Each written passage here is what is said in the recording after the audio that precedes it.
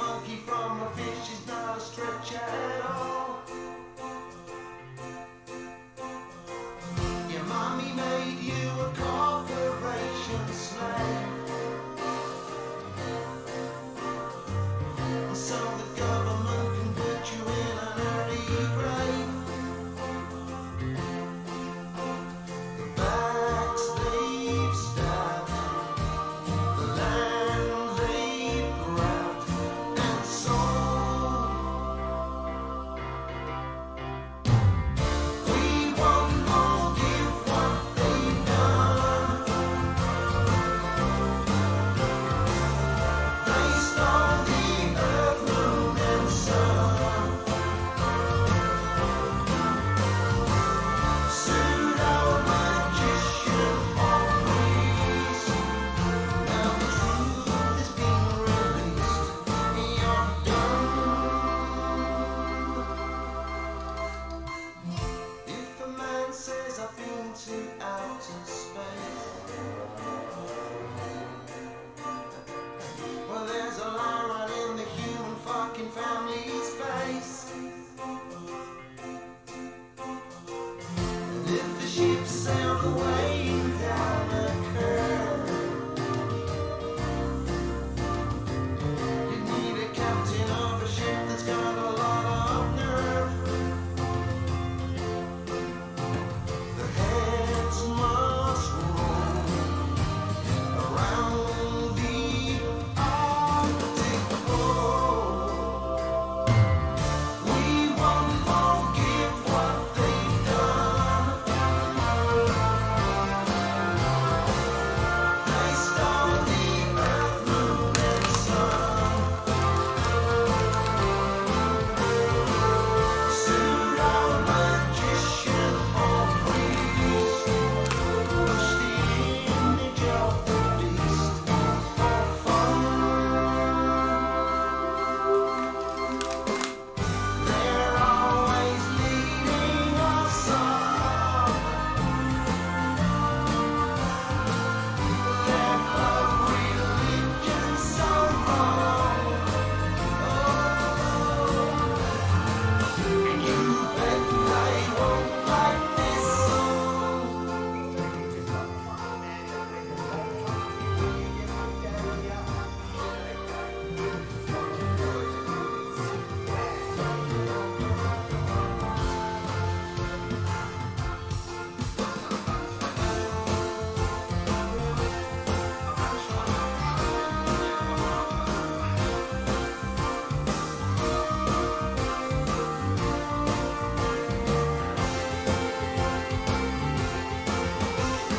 Truth remains, bullshit baffles brains. We won't forgive what they've done. They stole the earth, moon and sun. Pseudo-magician or priest, has you all become deceased, my son? If you live on a crazy spinning ball, I guess a monkey from a fish is pretty logical.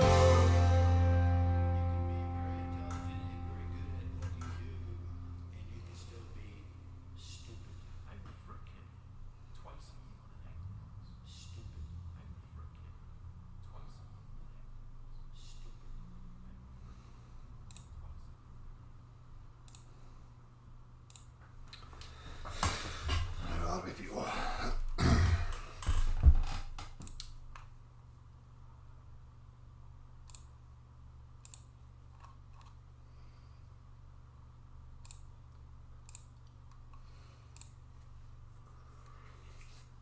Bear with me to get my screen up here.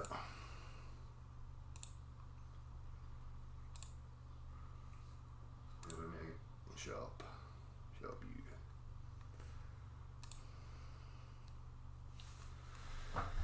How's it all going? How are we? Hello everybody in the chat, hello anybody that's watching. So what have we got here? Being a globe skeptic. So this is just a wee obviously I've gave these intros a good number of times. So what I'm going to do in the future is I'm going to make a wee series of what it means to be a globe skeptic, and I'm going to take it through each and every aspect, and I'm going to do it as a series so that anybody that has family members or even yourself, you know, you've got something to reference. Maybe it can help you, I don't know, maybe put you in the direction of having a wider understanding at the topic at hand. Whatever, you know, for me personally it just feels like something that would be worthwhile, you know, taking the last 6 years and just breaking it down into increments, and maybe it'll help people, who knows, but just for my own benefit as well, I want to do that. So, you know, anybody that knows me, and this is really important, because what people have to understand is you have to take this from your own footing. Anybody who's investigating the reality that we all share, it's up to you as an individual. You as the individuals have to discern. There is so much misinformation and disinformation and propaganda out there, and you have to be able to, you know, isolate and separate these aspects. So what I'm going to try and offer you here is just a simple process. As I say, this is going to be a kind of precursor to, you know, a proper series that I'm intending and working on. You know, if you the individual are interested in this topic, you have to come at it from your point of view. You are the scientist, you are the skeptic. That's what I am. Anybody that knows me knows fine well that that's always the position that I've came from at this platform. I've said it so many times, you see flat, level earth in the title, because at a time, and you know, right up until, you know, recently, that's what's been trending. Anybody who's skeptic of the globe, the band or the banner of flat earther is automatically thrown in there. But the fact of the matter is that, you know, first and foremost, you come from your own point of view. So what you have to do is be realistic with yourself, and from your position as an experiencer here on Earth, what do you experience? You experience the Earth as being level. You don't experience any motion, although I'm not saying there is no motion. That's not what you experience. You experience the Earth to be still and level. There is absolutely nothing in your everyday experience or any of the experience in your life that would even remotely suggest that you were on the exterior of an oblate spheroid. So first and foremost, that's the position that you start from. That's where I start from. That is my experience. Anybody who wants to convince me or have me believe something contrary to my experience, they are duty bound to justify that, which, you know, I would have to ask the questions of why they were so hell-bent on, you know, convincing me that I live somewhere that's contrary to what I experience. Okay? Not that I would negate anything that would, you know, change my thinking. As I've said so many times before, people like myself came from a belief system. I consider myself an ex-cult member. I was born into a cult. Now, your civilization, your society, your culture is indeed that. It's just a cult. They are concepts, they are ideas, ways of life. Okay? They are not rooted in anything objective, be that being, you know, the entirety of our existence, where we are, what we're a part of, why we're here, how it came to be. Nobody has the answer to any of these questions. So what you experience in your life are just concepts and ideas. So that's why I say I consider myself an ex-cult member. I have tried, you know, really hard over the last 10, 15 years to eradicate any of the assumptions that I had taken on board from childhood and into my teenage years, into adulthood, and I have tried to, you know, look at them and eradicate them as best I possibly can. And it's a work in progress. You know, we suffer from habitual, you know, ways of life and habits, you know, whatever else. So, you know, you've really got to be aware of these things within yourself and identify your own biases, because human beings are prone to, you know, just going with something that suits them because that's what they've been used to. So I'm an ex-Globe cult member. My experience of the world and reality is that it's no moving, and that it is a level plane. Nothing in my experience would suggest anything near that I was on a oblate spheroid or a triangle or anything else that you want to imagine.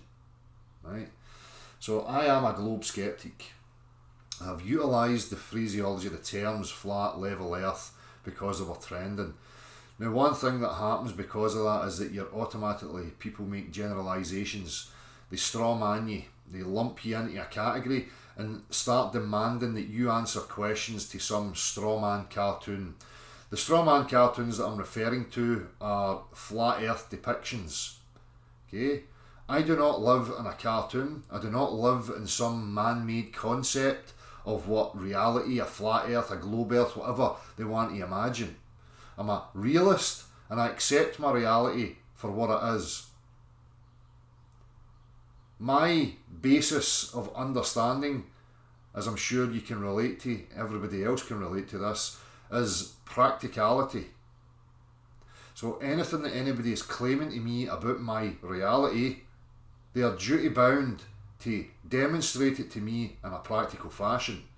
That means any claim that's made about any substances and their behaviours must be shown to me in a practical way so that I can do the very same tests so that I can either verify or falsify what's being stated to me.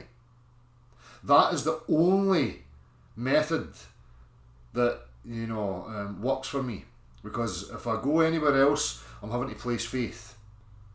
If you're somebody that is not interested in being a realist and being objective and inquiring into your reality, and you're quite happy just to go along with the images and the pictures that you see on your TV, then what you have to understand, and you have to be honest enough to stand by it, is that you're somebody who partakes in faith.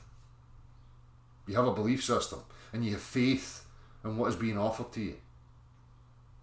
Now for me that's not good enough, because I want to be sure. So, when I see images coming at me through a TV screen and whatever else, that's no. I mean, I'm giving you, a stance here from a realist position. So we can look at things like science and academic science and the scientific method and all these phrases and terms that are bandied about. And if you want to go down that avenue, then seeing an image on the TV screen is no science. It's not the scientific method. It's just a religious symbol that you have faith in, and that's it. And again, that's up to you if you want to be there, and that's who you are. But you can't come at somebody like me and expect me to accept your reasoning processes, because your reasoning processes are flawed, lazy. Okay? So you start there. You are a skeptic of any man's claims. That includes me. And your bar for understanding your reality must be a practical reference. If you can hone in on that point, you will start to see very quickly where all these claims start falling apart, because mainstream science and academia has been bamboozled by mathematicians. They have, taken, the education system away from practicality into the realms of imagination, hypothetical. Okay? Where they are looking at purely visible phenomena and coming up with all sorts of fantastical concepts and models. Now what you have to understand is that reality is the prime thing. It's first and foremost. Men's systems, their systems of language and interpretations are just that, interpretations. Okay? Now there's a separation of two worlds as a human being. There's the world that we move around in 3 dimensions, and then there's the world as we see it through our eyes. If we only have a visible and we cannot move around the visible in 3 dimensions, it is not enough to make assertions and affirmed statements about what these things actually are.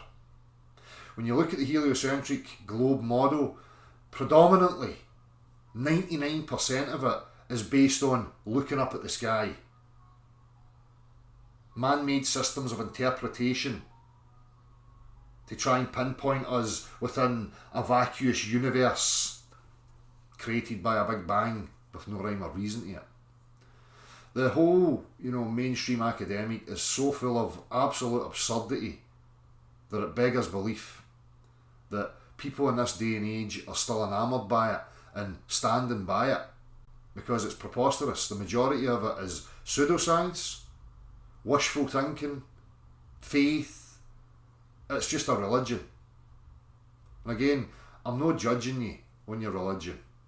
Okay, as I said before, I have been a person who came from that point of ignorance and apathy, but I moved through that. So what you see from that is you get a backlash. And me, over the last 6 years, I've experienced so much of a backlash from, what I would call globe cult zealots. Right? Now, if you look at it and break it down, apparently people like myself, flat earthers, because that's just a label they like to throw at you, because the problem is that the globe's a concept. It's not a 3D tangible object. There is no measurable curvature. There's no practical demonstrations of substance for any of the globular earth claims. It's an absurdity. It contradicts practical reality. But the problem they have is that in order to have some sort of weight to their faulty conceptual worldview, anybody who becomes sceptical of it, they automatically try their best to label you and get you to adopt some other conceptual model of what reality is. That's where the biggest and first mistake is usually made. Because what starts to happen then is that rather than you just being purely a skeptic, now remember, it's very simple. Your experience of reality is the same as mine. Anybody who wants to take you from that and convince you of it, they are duty bound. And it's such an extraordinary claim based on your experience that it requires extraordinary proof. But they don't have any proof of it. It's just bedtime stories, interpretations of purely visible phenomena, assertions and assumptions being branded about left, right and centre. It's so weak that it cannot stand on its own, so they have to resort to sophistry, manipulative tactics, fallacious reasoning. They want you to adopt some belief system. You've just stepped out of a belief system, something that you've held to be true based on assumptions and ignorance, and as soon as you move away from that, you are automatically branded by the cult zealots as a flat earther. Now with that brand, you're automatically ascribed certain traits, beliefs, claims, yada yada yada, and they will continually poke and prod at you and ask you these questions over and over and over again. Again, if something's objectively true, it doesn't need a band of crazy cult lunatics to defend it and attack anybody who denies it. It's a total absurdity. We all know the grass is green. You don't need a band of fucking zealots running about attacking people who profess and claim that the grass is blue. Because it's pretty much in the same par if you listen to these people, mainstream academia, mainstream media, in regards to anybody that questions the globe. They're labelled as fringe loonies, and that's what they brand about, yet you see nothing but an attack on them. We've got channels and people popping up all over the place professing to be real, honest people, and all they do is poke fun and laugh at people who are questioning their reality and pursuing it through practical means. They don't have any practicality. You go to any flat earth debunking channel, you'll find nothing, absolutely nothing in the way of practical reference. Zilch, zero. So this is why it's branded about as a debate, and certain traits and claims are now ascribed to you because theirs is a concept and an idea, and they want you to adopt some concept and idea. Now, I'm not coming from a place of belief and wishful thinking. I'm in a very real, serious situation where I am asking questions about the foundations of my existence. My experience is first and foremost above anybody else, and what they want to claim, what they want to show me on a TV, Will they want to sit on a high horse with pomposity and hubris and authority looking down upon thee? These are all traits of manipulative liars. If you doubt what I'm saying, take a look, go outside, have an experience of your actual reality. You tell me if you experience a wobbling, gyrating, spinning, curving testicle.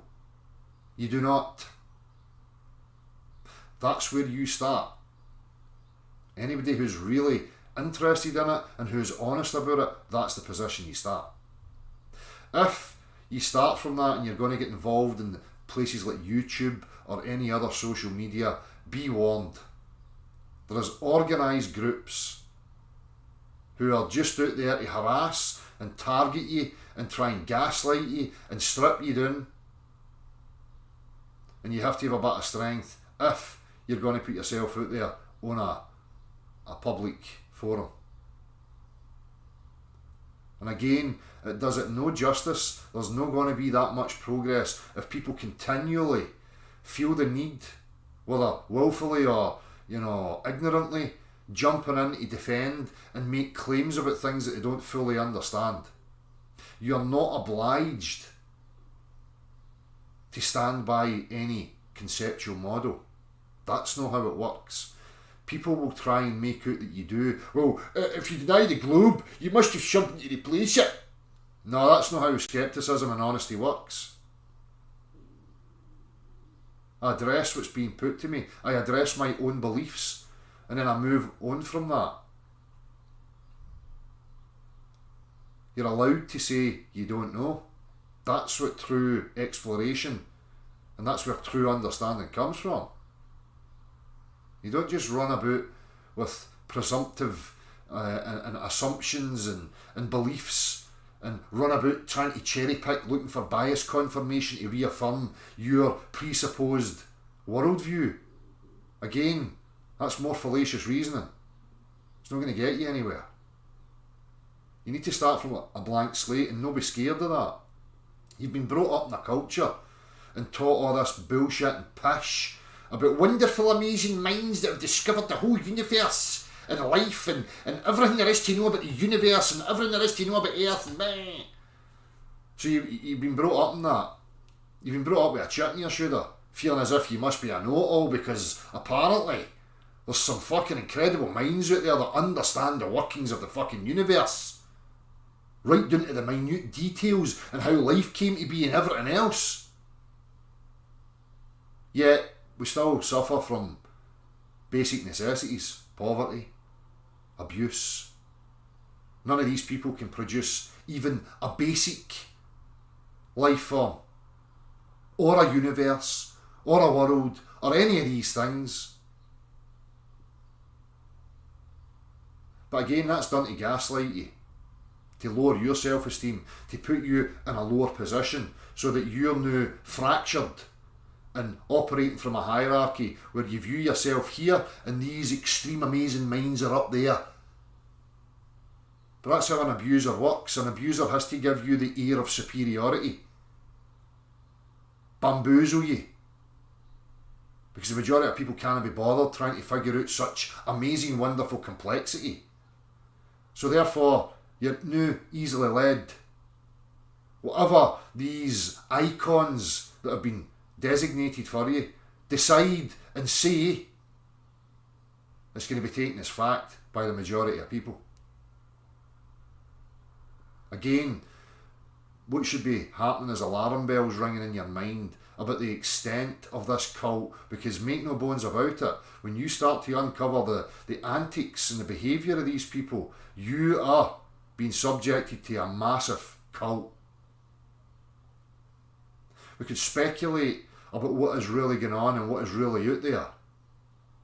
We could hypothesise, but that's not going to get us anywhere either. Although I'm not negating possibility and discussions on possibility, because as I've always said, if you entertain as many ideas as you possibly can, then you're never really going to be that surprised. So we can look at motives and yada yada yada. None of that stuff detracts from the fact, from your position and your stance, how you experience the world, it's been told to you that it's something contrary to your experience. Now you've got to set that bar of practicality. Then when you start moving forward to investigate, if you're going to apply it to the globular earth, you will start to see that it has no practicality. So getting back to it, we could discuss motives and whatever else. That's besides the point. What we are involved in right now is an investigation into the fact. Treat it as a crime scene. You don't go into a crime scene and say, well, the murder never happened because I don't know the motive. Deal with what's in your immediate vicinity, your immediate experience. It's been my hope since day one that we would eventually realise that and we would get the opportunity to have a full exploration of this place. Because I'm passionate, I'm curious, and I really want to know and understand what this thing, life is, and where I actually am. I don't want to live a life of lies and delusions based on assumptions that I've never addressed. That feels empty to me. That doesn't satisfy me. And I don't think it should satisfy you either. You've been given, a constitution, your senses, the ability to reason and the ability to discern. Apply it. Maybe that is for a reason. Maybe you're supposed to figure out what this place is and explore it further. What mainstream science has done through the last few generations is halt that progress. It has you imagining fantasy realms, reference frames that you never experience, on the macro and the micro. They're making it relevant and important that we come up with nonsense and gibberish about what gives rise to matter and what the extent of the macro is. These things are useless to you. They're just going to stagnate you, take you into the realms of never-ending imagination and hypotheticals. What you are equipped for is to experience the here and now and to progress through your physical reality and play with the physical aspects of reality and see where that progresses and where that takes you.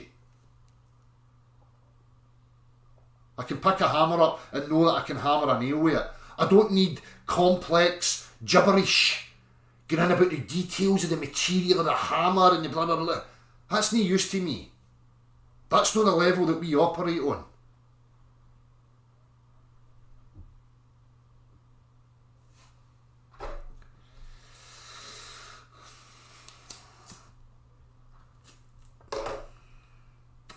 What you'll usually experience, even if you never mention the terms flat or level earth, as soon as you bring it up to friends, family or whatever, you have to be prepared, because it can cause some stress, because what happens is people suffer from what they call cognitive dissonance. People don't want to look at the possibility that they've got something wrong or that they may be lied to or misled in any way, shape or form. So they're going to see you as an enemy because their insecurity is going to make them react and identify you as the threat. So you have to be prepared for that. Now, regardless of even mentioning flat or level earth, as soon as you bring it up to anybody that you're sceptical of the globe, there's an automatic reaction that they're going to fire straight back at you. You're a flat earther. Because again, these things have been done deliberately. It's a phrase that's been used to ridicule for generations, and deliberately so that you have an association with that phrase. But is it that ridiculous? Really? Based on what I says to you? What's your experience of your everyday reality? You don't experience curvature. You don't experience curving, standing bodies of water. You understand fine well that in order to create any sort of gas pressure, you need some sort of containment. In order to create a vacuum, you need some sort of containment. The real relationship, demonstrably so, between these two things requires a separation between the two pressures. If not, equilibrium will ensue. Yet, you're running about believing the opposite. You're running about believing in absurdities.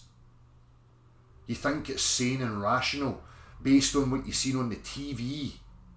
that you're on an oblate sphere and there's people antipode to you standing upside down, water's bending and maintaining the bend and curving, and there's wee boats sailing upside down, and this wee tiny speck of dust in a mad infinite vacuum, and it's just managing to hold this gas here with no membrane round it.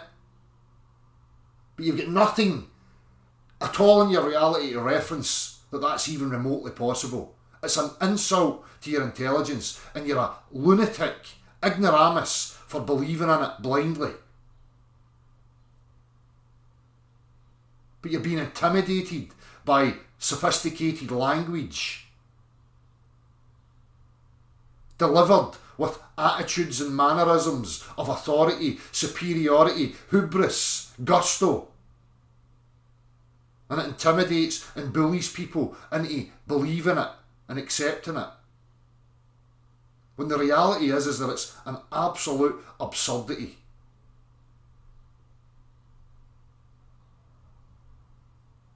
If I made a claim to you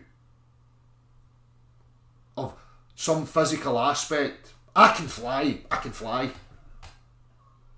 Immediately you're going to say to me, show me. But if I utilised the NLP, the body language, the mannerisms and the language to make excuses for why I could never demonstrate, giving myself a bye, saying things like, well, because we're here on Earth, Earth gets in the way. But if we could leave Earth and you could come to my imagination land, I could demonstrate it to you. But don't be ridiculous. It's just because Earth's not in the way. Of course I can fly. You would never accept that. You would know I was a fucking bullshitting liar. Same thing applies again to the globe. How can a standing body of water bend and maintain the bend on the surface and be clinging on to the outside of an oblate sphere? I'm going to demonstrate that and show you that that's impossible. But Earth's in the way. Earth's in the way. We need to go to another place. If you move Earth away and we go to another reference frame, then I could show you. Plus, it is real. I know you can't demonstrate it, but I can show you on a TV. That's how fucking ridiculous it actually is.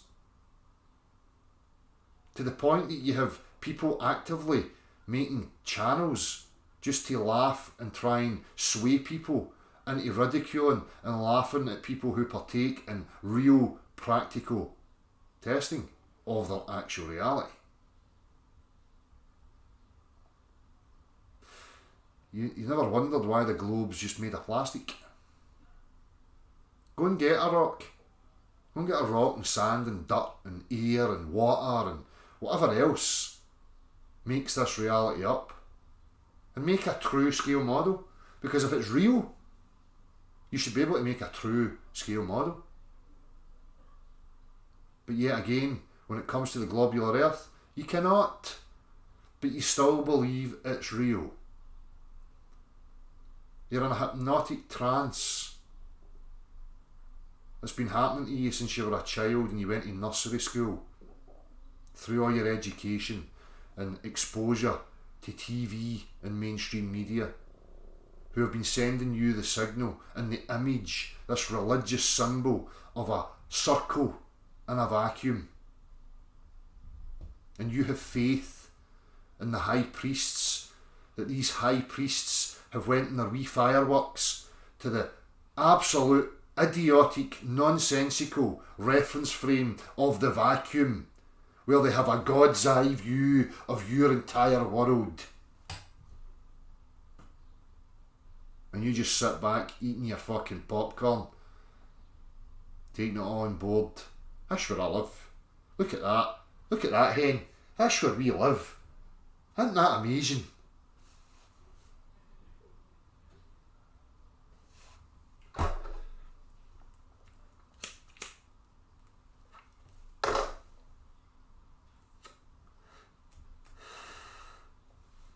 So, from here on in, I'm not going to fuck about and waste any more time with online trolls. I've had my fill of them. I've made an example. I've hopefully offered you some tools on how to deal with these people and how to rebut them and whatever else, if that's your game. But be warned, there is no satisfaction, there is no progress to be made by wasting your energy. Right? There's much more valuable things you could be doing with your time than engaging with dishonest, manipulative liars online. The only duty you have is to yourself.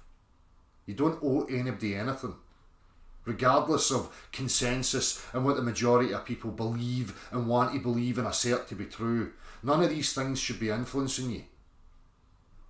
If they are, you're still in a weak position. And I know people don't want to hear that, but that's the fact of the matter. You're the individual. The power is yours. Anything that you incorporate in here is your own doing. It's all been suggested to you and by various means, and you've adopted these things, you've placed relevance on them, and you've incorporated them into your psyche. So there's nobody to blame, and you shouldn't be looking to anybody else to make your mind up for you. You have the same faculty as I have. You've got the same faculties that the mathematicians or whatever iconic or idol, scientist or celebrity that you think is out there. We're all equal when it comes to the objective. Nobody's got Superman senses. Okay? We all have the same. So it doesn't matter. I don't need language, as I said at the beginning of this. Reality is the primary factor. No language, no man's concepts or any of these things. So it does not matter if you speak the same language as me, or if you're in another place in the world and you speak a totally different language and I have no comprehension of your language whatsoever. I don't need it when it comes to the practical world, the world of real, tangible substance. All that is required is that you as another human being demonstrate it to me. Through that demonstration, I have the faculty, the ability to formulate an understanding of what is going on. Then I can take that and utilise it. As soon as you start injecting language into it, it becomes something totally different. Explanations and descriptors, men's language, do not define reality or the substances within reality. They exist of their own. Words don't define them, shape them, change them. As I say, what you'll find with the globular earth, heliocentrism, and the majority of the waffling pish that comes out of mainstream academic education is that it is predominantly surrounded in the realms of language. So hopefully that helps you a wee bit. And again, I just want to re-emphasise that getting involved online in debate groups and yada yada yada, it's my experience. Now if you want to learn that experience, that's up to you, but be warned, there's no satisfaction in it. If you're not careful, it's going to burn you out and you're not going to be feeling too good, because the majority of these people are not honest people. They're here to support a dying cult, and they're just going to lie and avoid and evade and display all the signs of liars and manipulators. If you want to engage with that, that's up to you. As I said from the off, I don't want any of that. I never wanted any of that. It's an objective question. What we should have is rational, decent, well-mannered human beings willing to participate and engage with each other in a respectful manner, so that we can endeavour to further the progress of the understanding of what this objective reality that we all share actually is. Demonstration shows it for what it is. It needs no supporting of language. It doesn't need to be defended.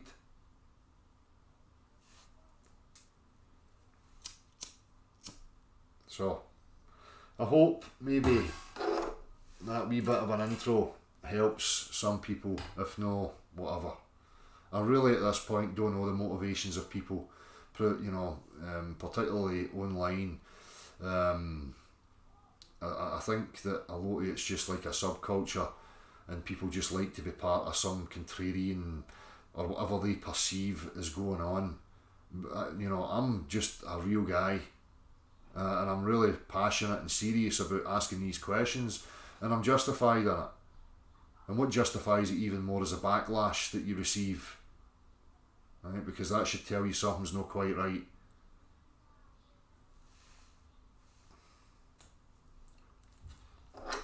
I'm always willing to have discussions with anybody, but I expect manners. I've got a real sense of sniffing out antagonisers and people with ulterior motives.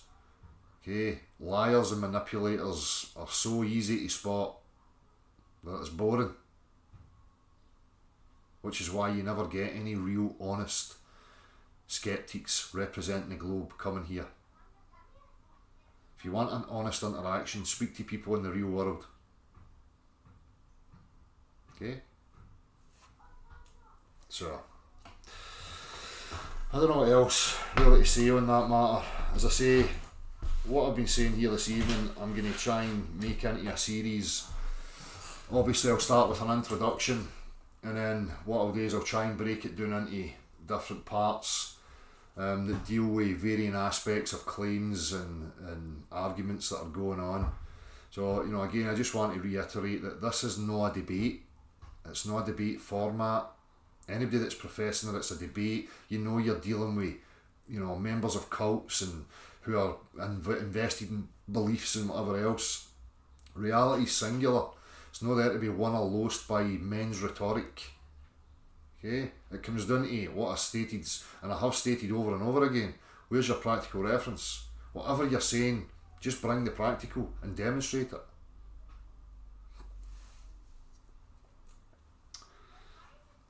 Cass, how you doing? Hope you are well. I've seen that you have sent me a message there. Again, I've not been paying much attention to my emails or people's comments and whatever else. You just get to a point where it doesn't really interest you. So, I appreciate people that put the comments. I've had so many offers from kind people out there. Everybody knows I suffer badly from the fucking horrific weather that we receive here in Scotland. And I've had various offers from different people that I've seen. I've clocked some of these offers, and I just want to let these people know that I appreciate it. And I really do appreciate it. It's nice to know that people would offer something like that. But for me, it's just not good enough. I need a light. I need to get away from here. I need to, 40 years of the constant fucking grey is just taking its toll. And I need fucking out. So I'm hopeful that something will come in the future of that, the whole rocket thing, I want to clear that up for people as well. That started off, again, Bill's shut his channel down, he's removed the GoFundMe, and he's a bit pissed off and annoyed, and I totally empathise with him, and I understand why. What happens is that, obviously, I've got a real bee in my bonnet about people who monetise, truth or objective inquiry, because nobody owns this reality, and I think it's, absurd that anybody would try and take ownership over any of it. Bill made a GoFundMe about getting me and the family a camper thing. We had a discussion, and I mentioned this about 3 or 4 years ago that right now we don't have the ability to explore laterally. We just don't have the logistical capabilities for that right now. But it's always been curious to me that I would have loved to, get a rocket, a firework with enough power that we can send it directly straight up. Because there's loads of people who have got suspicions about, what's up there, whether it's solid or whatever else. And for me, there's a curiosity that I would really love to know what that is.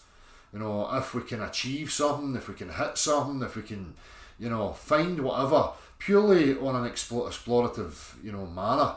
not to prove, you know, the shape of the earth or any of this stuff, just because I'm curious. And we had a discussion about that and thought hopefully, you know, that'll fuel people. Maybe there's other people who would be curious. Again, curiosity and progress, that's purely what it was about. As I say, I've mentioned it a few times over the last few years. Again, I'm not an expert when it comes to building rockets, but I do know that, you know, amateurs have done so, and that there is the, you know, the possibility that we can, you know, build something. And as I say, just out of curiosity, you know, playing, you know, let's see what we can find. But obviously, you know, it's met by backlash, and there's a lot of hate groups. You know, it's not only have we got globe cult zealots, we've got people who, you know, have came across me through the years, and maybe, you know, communication broke down, you know, there was crossed wires, behaviours were just not right at the time. And a lot of these wee cliquey groups have, you know, went off into hate groups. Well, they spend the majority of their time just hating on people like me and hoping that they can trip you up or find some flaw to go, ha, look, as if I run about thinking I'm perfect. You know, anybody that knows me knows I'm far from fucking perfect. You know, I'm just as flawed as every other fucker out there. But at least we're trying. At least you've got people who are making an effort to, you know, try and get some sort of progress, who have a curiosity. But all you get's, you know, snidey, underhanded attacks. And, you know, a lot of the time it's people who profess they're real truthers. People who are interested in truth. But all they can do is have a beef with you at some personal level, though you don't even know them at a personal level. And they just hate on you. And try and attack and chop down anything that you're getting involved in. So I say, that's up to them and that's fine. They can carry on with whatever. But what you can't do is detract from people who really want progress. So the whole rocket thing was just a wee shove in that direction to hopefully get some interest, to see if, you know, enough people would be interested and who are curious, the same as myself, the same as Bill, well, to see what's going on up there. But that was it. So I think it's sad, and again, it's something I've struggled with this last week. You start to question yourself and you say, look, what the fuck am I even offering myself up here for now? You know, for that first 5 years there was a real drive in me, there was a real purpose to it. And now with the behaviour of people and the real lack of willingness to, you know, resolve issues and have proper communication and push for any kind of progress, it makes you question, like, what the fuck's going on? You know, you start to think, well, what I need to do now is just focus my attention on me, be selfish, focus on my immediate family, shut it all down and just try and make the best of this situation that I can for the rest of my life. But again, there's still that part of me that's like, I can't let it go. You know, I really want to find out what's going on here. You know, plus, obviously, you know, there's many online who would love to see somebody like me packing up and moving on. And I just don't really want to give them that satisfaction. Because they don't deserve that kind of satisfaction. And as I said before, I'm a determined bastard. Once I see that you're putting a wall in front of me, or you're trying to impose me in some way, I'm never going to give in. Ever. But recently I've had a real struggle with that. Because I want a better life for my children. Obviously they're homeschooled. I want them to experience the sunshine. You know, I want them to see different aspects of the world and the different ways that people live. I don't want them to be trapped here under the grey blanket and the fucking misery and doldrums of Scottish life. So, I'm not going to lie, there is an internal struggle with me right now about what the future holds and how much, you know, I place my attention on this. At the beginning of the whole live thing on a Saturday, you know, I wanted it to be about the people. But that's became increasingly more difficult, you know. People are coming from all different walks of life.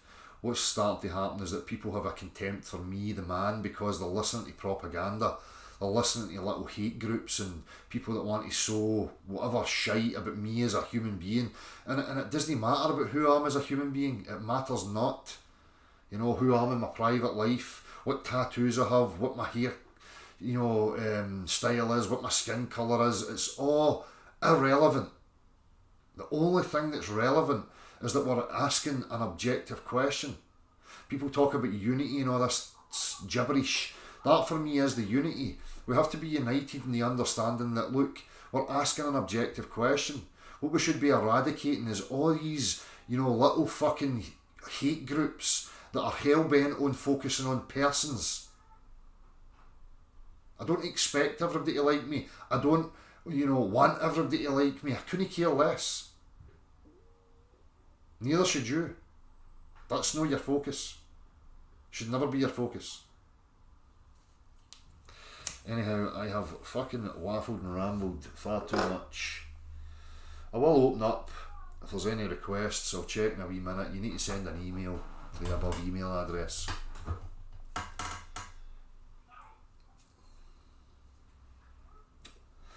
How are we, people?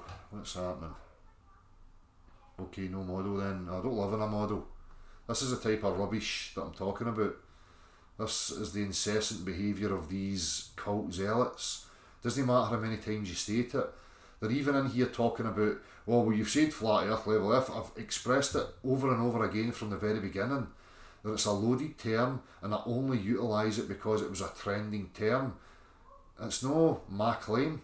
I don't claim the earth's flat, because it's obviously no flat under the definition.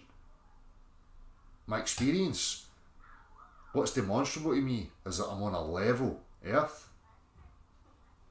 And what I utilise for that position is a substance known as water. And it's tested behaviour, which tells me beyond any shadow of a doubt. But again, if these people want me to accept their crazy, lunatic worldview, then that's fine. You've heard that. You've heard what I accept. Just bring that. If you're that desperate and insecure that you need me, an apparent lunatic who you watch incessantly, week in, week out, and spend all your days in my comment sections, I mean, what's the matter with you? Again, I'm just going to keep pointing out this obviousness. And anybody that's out there that's coming across this for the first time, alarm bells should be ringing. Honestly, 6 years of these people constantly playing it down, trying to play it down, calling us fringe loonies, but they're here week in, week out, hour after hour, constantly spewing the same crap, trying to label us with the same brands over and over and over again, asking the same idiotic questions. They just don't listen. They're not interested in listening, so they deserve contempt. Do not engage with them. Ignore the fuckers. But again, you'll need to learn that for yourself, if that's your wish. I'm only telling you my experience. We don't live in a model. We don't live in a man's concept. We don't live in another man's imagination. Reality's not a cartoon immediately seen your TV.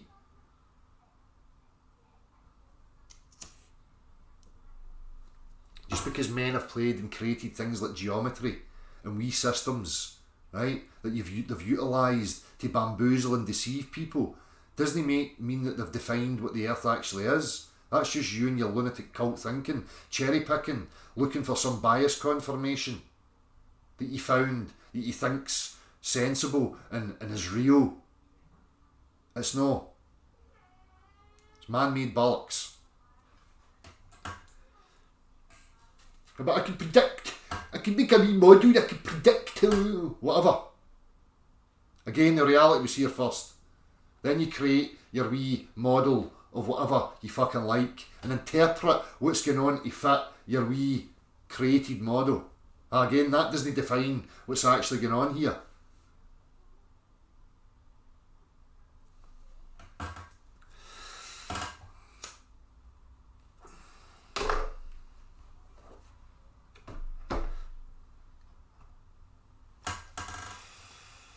So how are we? Wander's Ace, Perfection, David Marks, Magumba, mate, Brandon Toy, YLI, Martin Allen, Chris Hayes, Blood is Thicker Than Water, Happy Mushroom. Well, that's it, Happy Mushroom.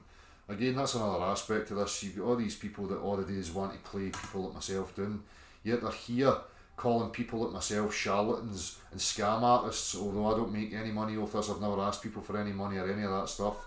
These are the people who are making money. These are the people who are the real scam artists and the charlatans. They've got nothing practical. All they have is word salad. Utilising the same body language and the same attributes. Sitting there all pompous. Just trying to poke fun and ridicule people who are partaking in real practicality. So when they say all that stuff, it's just a show. And if you're smart enough, people like me just see right through it, and they know that. That's why they don't come here. They're aiming for the weak, the gullible, the simple-minded, because that's their target audience. Because that's the level that they're at. So they're making a living, a false, charlatan living, off of people like me, and anybody else out there that denies the globe. So they'll just try and undermine and play you down and laugh and poke fun and sit on their high horse, calling you fringe lunatics, yet they make video after video after video after video debunking what straw man rubbish. Well, you sell your merchandise, take super chats, donations, PayPals, Patreons.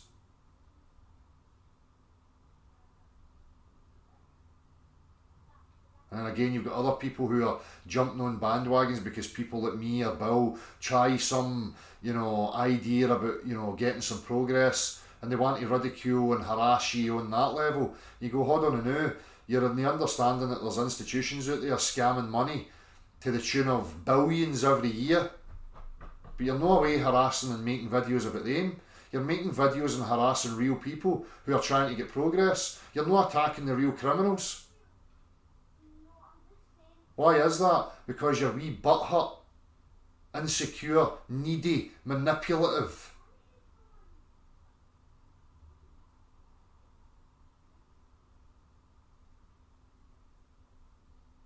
The picture's very clear.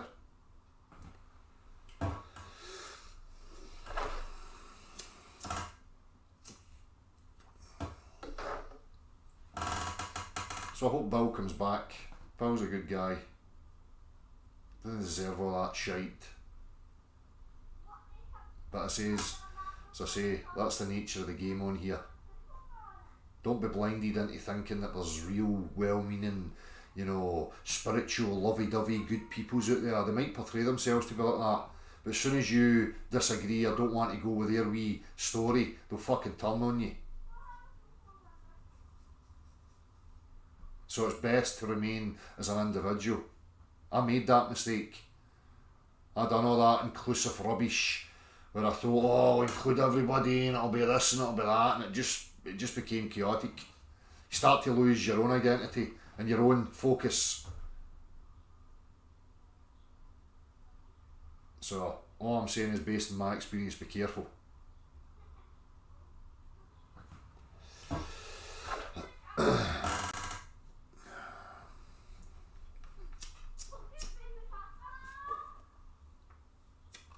Going to Magic Covers of Sunreal.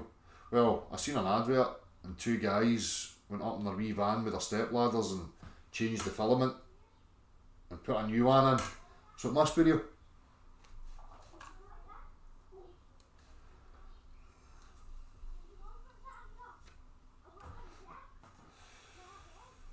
Exactly, good times for all. Keep your focus, because you'll lose your focus, not just on the troll aspect, but the community aspect of people who want to brush up alongside you and act like they're your friend and blah blah blah.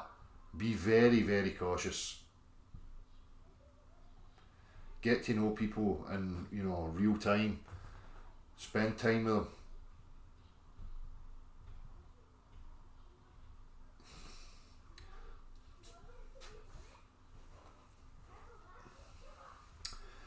Caroline Chichester, Cause, V Thomas, Terra Firma, Ryan Q, Vincent, Pied Piper, Daniel Pratt 2.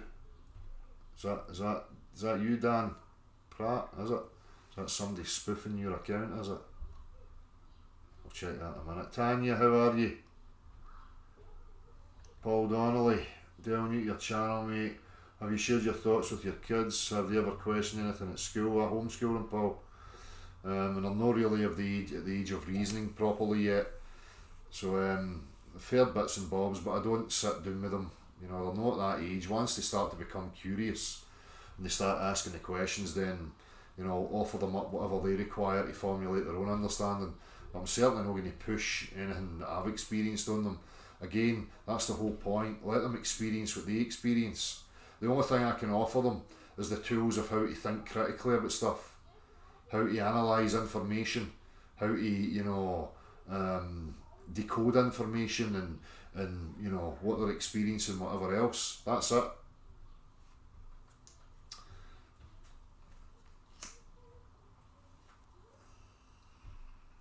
Nice one, Tanya. Neil Williams, Brian Ofsky, Ballbuster. Cheers, Arm. Hope you're good as well.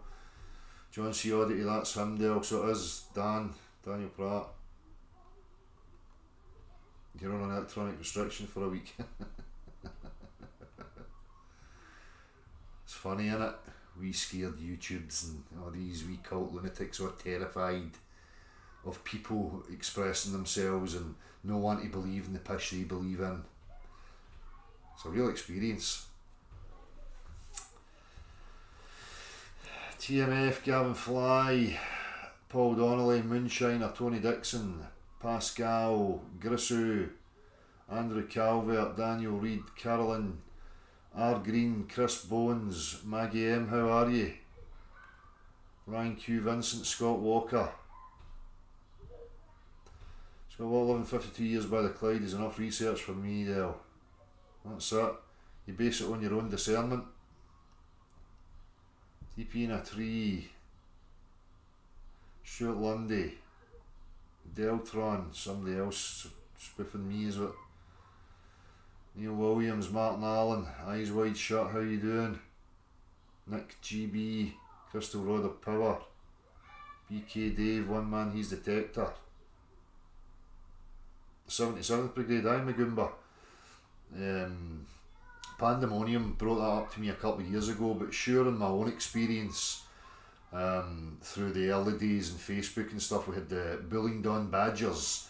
Remember the earliest people who arrived and set up flat earth groups, and then it unravelled through my investigation that these were all kind of ex-military and they were affiliated with the upper class, if you like, and they were professing themselves to be the Bullingdon Badgers. You had different factions. You had a UK faction, you had an American faction, and they were setting up groups on places like Facebook, flat earth groups, anti-vax groups, chemtrail groups, and their whole sole purpose was just to ridicule anybody who went against any of these mainstream narratives, because these are some of the biggest investments. Obviously the world that we live in, there's massive invested interest that we do not find out where we actually are, because there could be various reasons for that. There could be other resources, there could be other land, there could be all sorts of stuff that we just have no idea about. Also, you've got the institutions who have invested in the whole globe bollocks, and they get copious amounts of money and funding every year to partake in producing for you images on your TV screen. So, and obviously, the anti-vax stuff in the pharmaceutical industry is another massive control and revenue generator that feeds so many avenues of needy, greedy bastards. So, aye, 77th Brigade. So I was well aware that they were ex-military and involved in it at that level, but I didn't have the label, the 77th Brigade, but I've got that now. That was Pandemonium, thanks to him for that. I spoke about this a few years ago. People come at different levels, different times, different stages.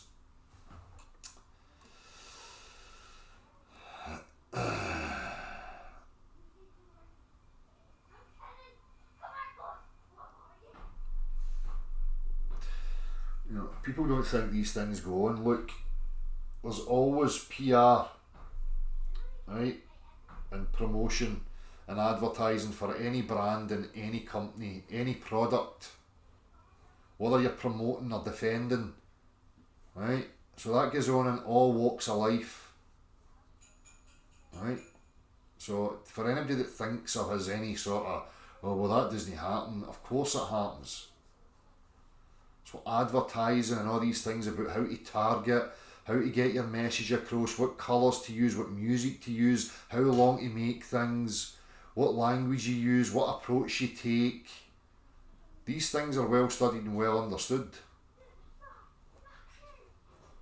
So it's going to be applied to a military precision. They're going to take great lengths on it. If they've got lies out there and they've got institutions that they want to defend, you can bet your ass that you're going to have teams of people sitting on computers and whatever else playing games with other people to try and defend their invested interest. If you're that gullible that you don't think that's going on, well, I can't help you. You're naive beyond help.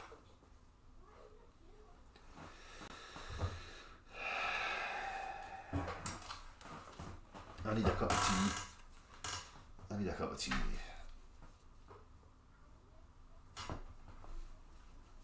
Just bear with me a wee second till I get one of my minions. Sander, here. Hurry up. I said come here. Give that to Mum.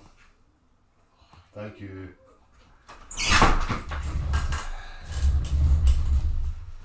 Right. Where was I? So right.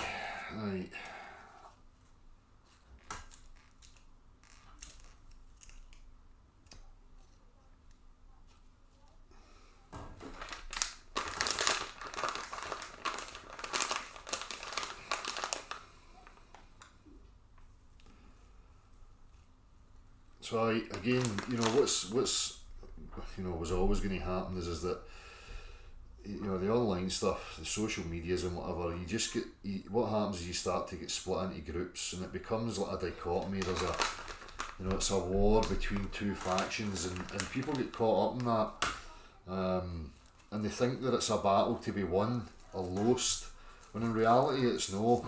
These people are just there to keep you in that delusion that there's a battle that could possibly be won or lost. You're not going to get a concession from online globe zealots, right? And when I see all this continual perpetuation of branding it as a debate and whatever else, it's cringeworthy now. It really is. To be at this point and still think that this is somehow a debate. If you think reality is an idea that's going to change based on you or your preferred side winning a debate, then again you're back into the realms of delusion and utter stupidity. Where the debate comes in is when we only have visible phenomena. So again, just to highlight this for you, the majority of the globe, its 5 best proofs is all visual based stuff.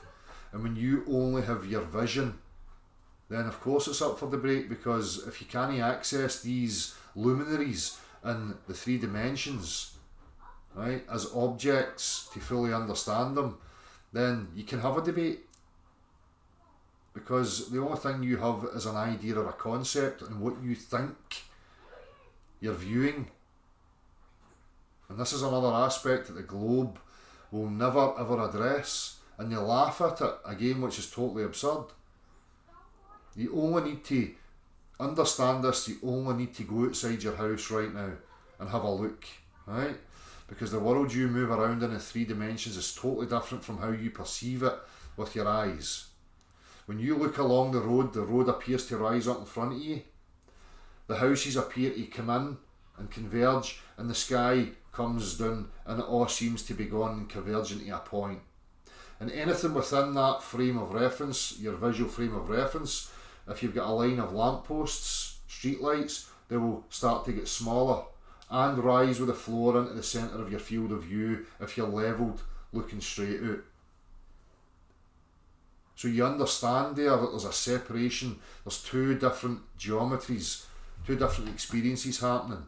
You can walk that street and experience everything in 3 dimensions, to be able to understand that the houses are the same size, the streetlights are the same size, and the cars are the same size. But as you view it, it appears to be different to what it actually is. But that's just another massive singular point that the globe cult will never, ever, ever address. They'll just laugh and try and hand wave dismiss it. But that's what they're utilising. As I say, 99% of the globe's based on what you see. But they don't ever want to account for the apparatus and its actual function.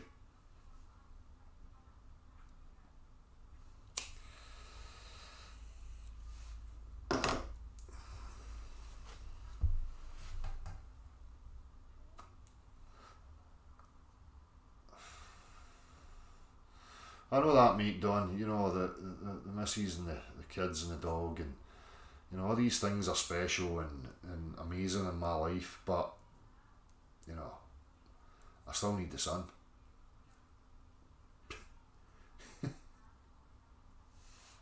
I'm not a fucking cave dwelling bat that only comes out at night time, right?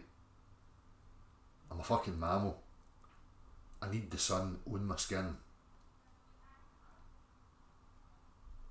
But I appreciate the sentiment.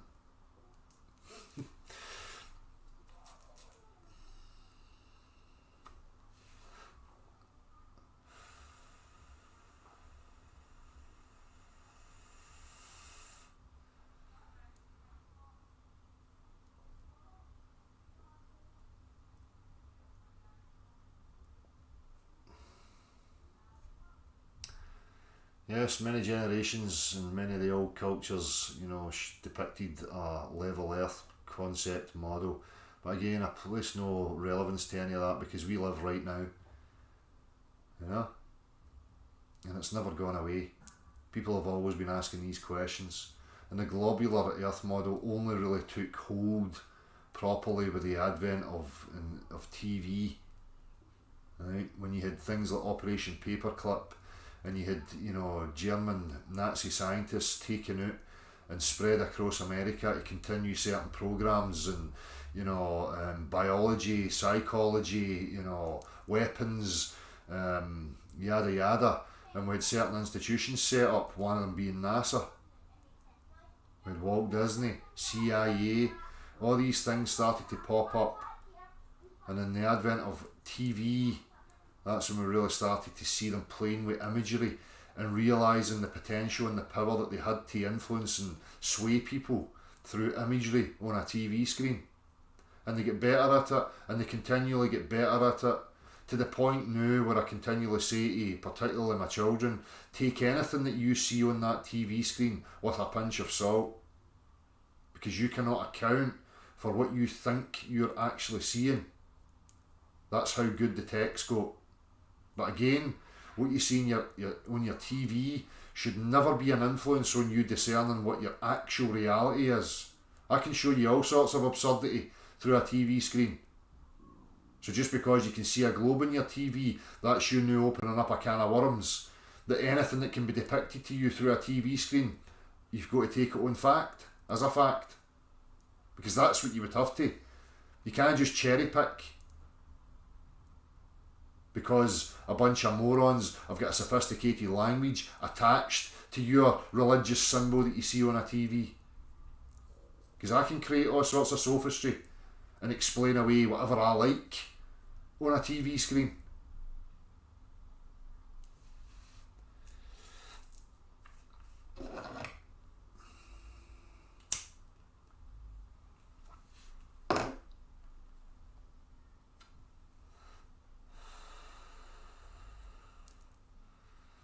No, we're not getting any decent weather, KPW. It's absolutely horrific. We had 4 days there that were decent, and since then it's just been, you know, today it felt like it could be December. 2 o'clock in the afternoon and it's fucking dark. Cold, dark, raining, miserable. It's a fucking shithole for weather. An absolute shithole. We know fine well that there's tech and patents out there for weather modification. So, thanks very much. You're welcome. So when you got all this talk of politics and blah blah blah blah, I think it would be absolutely wonderful for Scotland if some of these patents were put to use and some of this tech was actually utilised to fucking clear the skies here. I'm a wishful thinker.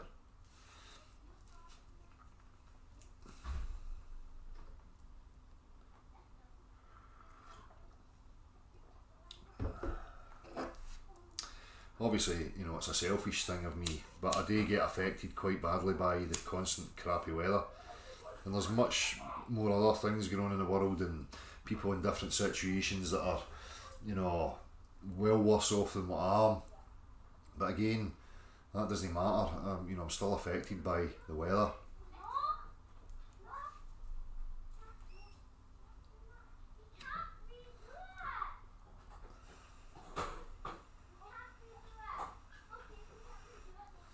It's like spring in New Zealand, is it? I'm awful happy for you. I always like it when I'm talking about the shitty weather here and people want to tell me about their wonderful weather that they're getting, how sunny and warm and blue skies and sunshine. I mean, I'm so fucking over the moon for you. Overjoyed.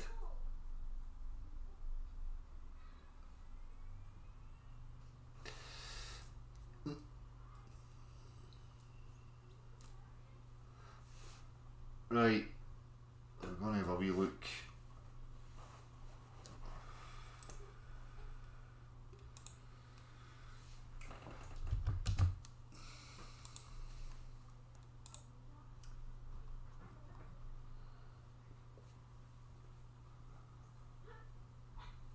Why the fuck have I got NASA sending me shite? What's going on here? NASA. This week at NASA, find out what's happening in space. What, the absurd fucking reference frame? The idiotic, nonsensical place that you're telling us exists, that the Earth exists in?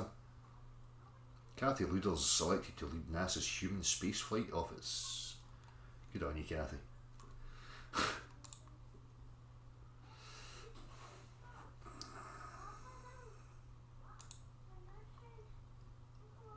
This is private from Scott.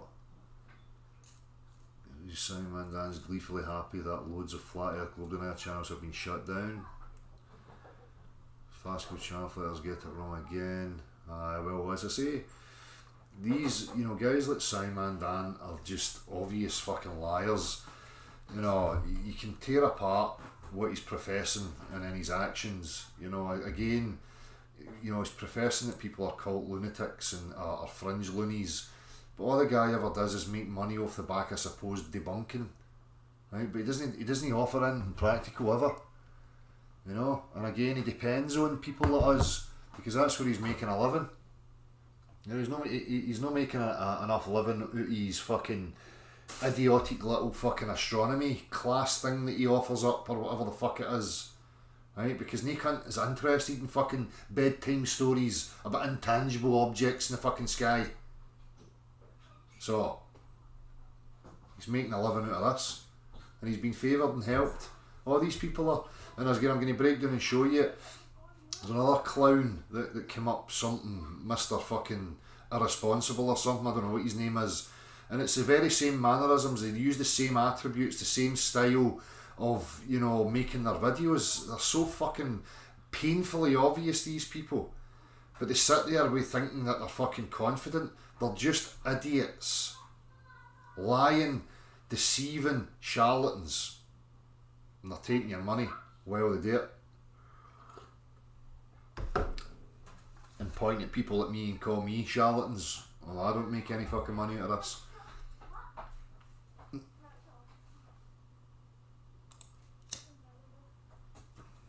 Joanna Bamber. Talk total sense, no doubt. Keep on keeping on. I'm feeling new to listen to you, but God, you talk sense real these days, Joanna. Cheers, Joanna. I'm glad that you're getting something out of it. Appreciate it. Sean, I was meant to get back to you. Keep at it, man. You're on the right path. Watching you and sound that was brilliant, but I couldn't help notice how much energy you have to waste on these idiots. It's not a waste though, Sean. You know, a lot of the time that I do that, I feel that it may be a benefit to people watching, because these guys use certain mannerisms and a certain use of language that can sway people. And for me, sometimes, you know, in particular, it sticks in my craw a wee bit when they tell barefaced fucking lies about me. So I like to just show them the teeth and give them a wee fucking spanked in the arse every now and again. But as I say, I really don't waste any real energy on them. Once I shut this off and I get back to, you know, family business, I don't give it a second thought, you know. So, annoying these wee fannies take up your time to address their lack of any evidence of support and what we learned at school. Exactly, mate. Nice one, Sean. As I say, I apologise that I wasn't there to have that conversation with you, but it's just the way it is. I can say that I'll be here, you know, tomorrow at this time, but priorities, you know, kick in, and I've got to deal with that first and foremost. So, Joe Quinn, wanting a link. Let me see here.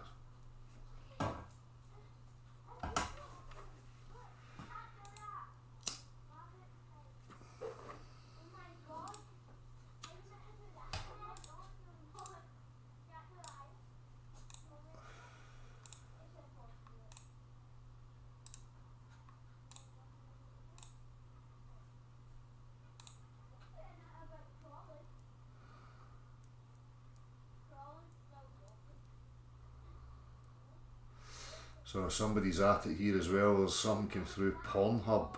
Activate your new Pornhub account. You're nearly there. Your Pornhub account, Flat Earth Big Dick, has been created. You just need to verify your email address to complete the sign up. That's false advertising, isn't it? No, I wouldn't call myself Flat Earth Big Dick.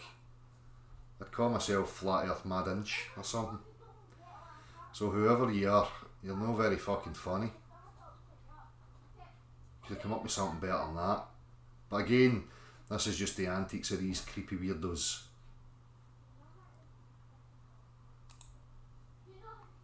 Joe Quinn, the link's been sent.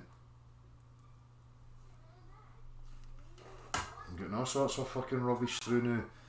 Non-fake news daily, global news, Bible trivia. What's going on here? Somebody's obviously spoofing me and creating accounts left, right and centre. So I'm now getting this Pornhub and fucking all this other stuff going on here in my emails. I'm going to need to get somebody to have a look at this for me and see what the fuck's going on.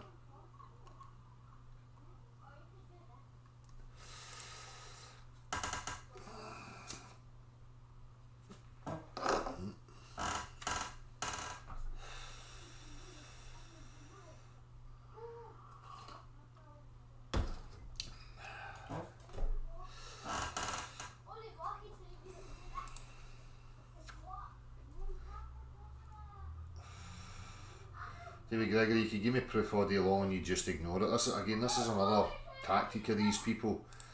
This is, they try and take the upper hand like that, like you're just, like as if I've got a horse in a race. I keep telling these people, look, I believed that I was on a globe for the majority of my life. I don't have a preference for what the earth is. I'm no some mindless fucking religious person that's got some sort of bias to what the earth should be. I couldn't care less. If the earth's a globe, fuck it, it's a globe. Right? But the fact of the matter is that there's nothing to justify that belief. So you can keep making these statements, whatever your name is, David Gregory, right? The fact of the matter is that you don't have anything. So you have to fabricate some, you know, pseudo stance that you're superior and I'm just ignoring your amazing proofsies or whatever. You don't have anything, mate. The reason I know you don't have anything is because I don't depend on idiots like you on fucking YouTube to formulate an understanding of my reality. I'm perfectly equipped to do that. I know all the arguments and all the idiotic stance points that you come for. I've heard it all. Alright, mate. Sean,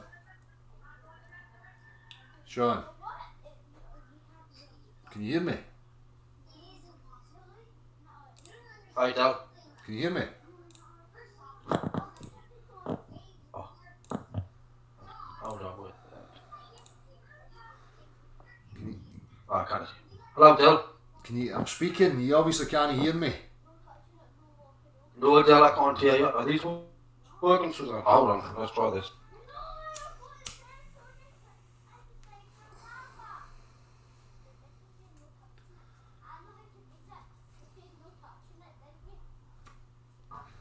That means that's on. Hi, Dill. Hi, can you hear me now? Yeah. You hear me alright? Yes. Nice one. How you doing? Sorry, Dill. I'm using new headphones, so I'm not sure what happened. No worries, mate. No worries. That's no problem. I just thought I'd come on have another chat. I chat with you a couple of weeks ago, Dill. I remember. It's good. It just I was watching you with the Simon Dan thing, you know, and that the Norfolk sounding guy with the flat Earth. Aye. Flat Earth. Aye. Oh, I just had to come on. What an absolute plonker. Oh man, he's the worst kind. I mean, I can understand, you know, the guys who were grew up with the Globe the same as you and I did. Yeah. We weren't any the wiser, Dill. Who didn't give it a, well, me, I'm speaking personally, didn't give it a second thought for 50 years. Yeah. But for this guy to go the opposite way, flat, and then back again, for whatever motivation he's had, and we all know what it is, Dill, let's be honest, you know, he's had a backhand or something like that. Aye. The guy's too thick to freaking just chop and change without any viable reason for chopping and changing. Well, that's it. Apart from, I made a mistake. Exactly. No, you don't make mistakes like that, man. You Aye. do the research, you Well, amass months, years of research, Well, that's you the come to a absurdity. conclusion. That's the absurdity of characters like him, because he's openly professing that apparently he was swept up by people on YouTube and he's not in control of his own mind, so therefore he fell into a belief, and then all of a sudden he's back to believing the Globe for the very same reasons that he's just professed he fell into the flat earth thing for, because he's swayed by other people's words. So the guy's he's just a walking contradiction. He's just a barefaced liar, the boy. But I wouldn't even say that they may be getting some monetary benefit through YouTube, but I don't think guys like him would ever be on any sort of payroll, because he's obviously some fucking scumball that you wouldn't need to pay anything. You could get some dirt on him and make him dance like a wee monkey for the shit he's probably got himself involved in. You're right, Del, it doesn't have to be monetary, it just could be attention. Simple as that. Aye. He was getting no attention as a flat earther, and he threw his dummy out the prom. Somebody's come along, give him a bit of attention, turned his head, I'm getting more, I'll go back to the Globe because I'm getting a bit more attention. It's almost childlike reasoning, isn't it? Aye, of course, that's the whole point. You know, you look for the reasoning and the specifics of the reasoning so that you can maybe formulate a comprehension and maybe say, oh, okay, I can see your reasoning there. But when it's just rubbish about images that you see in the moon and the sun, and it's just utter rubbish, you know. Come on, Del, I'm not being funny. For you or I to go back to the Globe, we're going to need something monumental, something life-changing to make us go back to the Globe. Not like, I made a mistake. That's it.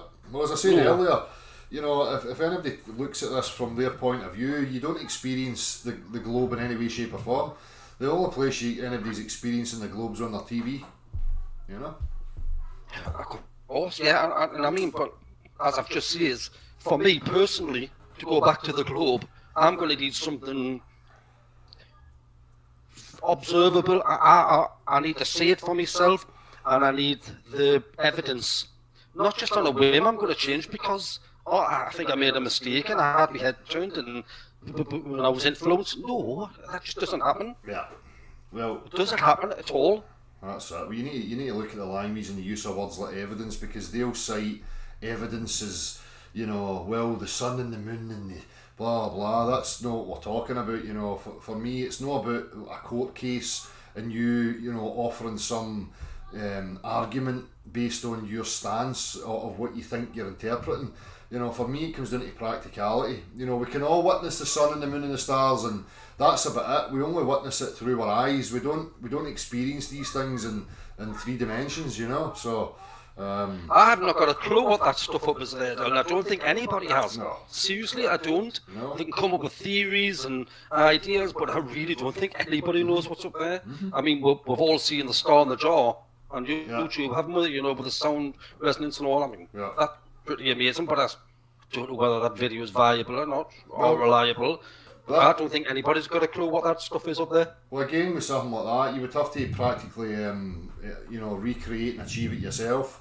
You know, sonoluminescence. Again, I've seen these videos and many other people will But that again's an excellent, point.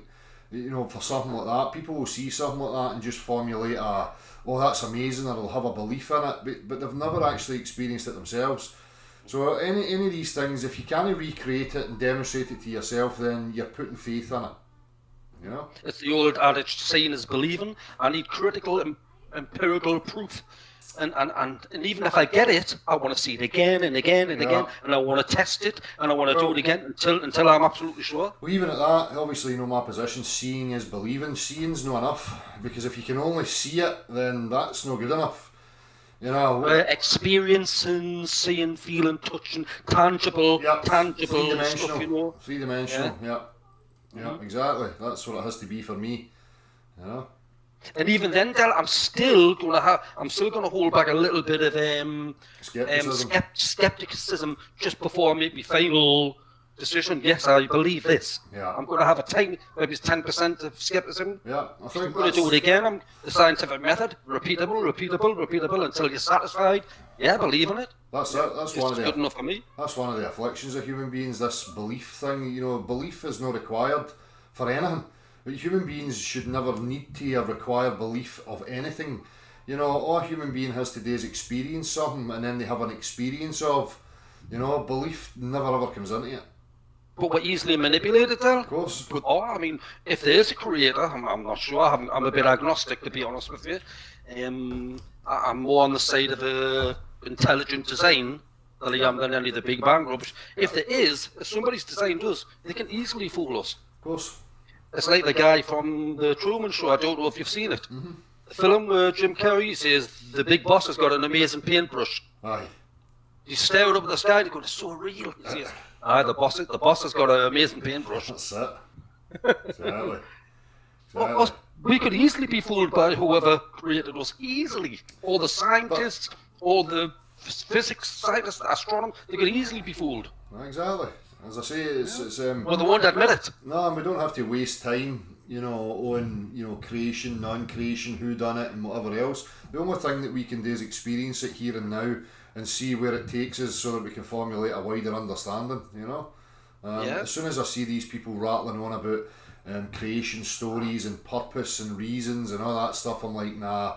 You've just left the realms of experience now, and you're into the realms of hypothetical. I'm not interested in it. It's a waste of my time. Yeah.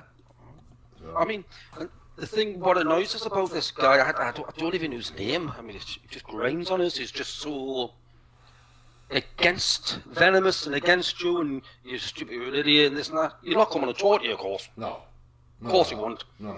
He's got his new pal now, he's Simon Dance, and they're obviously making him feel a bit important, a bit relevant.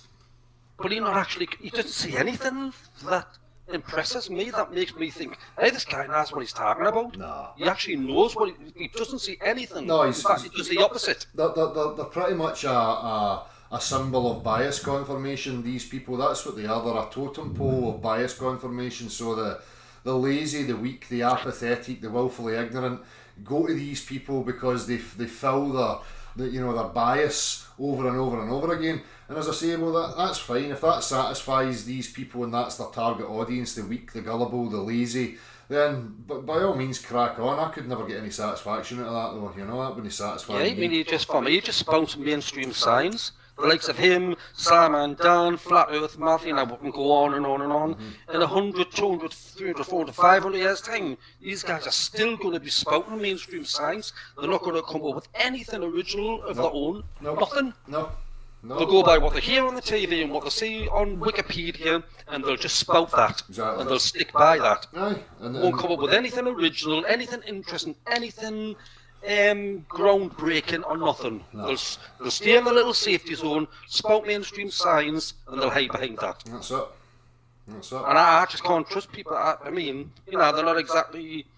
They're not exactly a Nikola Tesla, are they? But we don't need to trust them, mate, because again, we're no gullible and weak. We're not looking at these people to formulate an understanding of our world.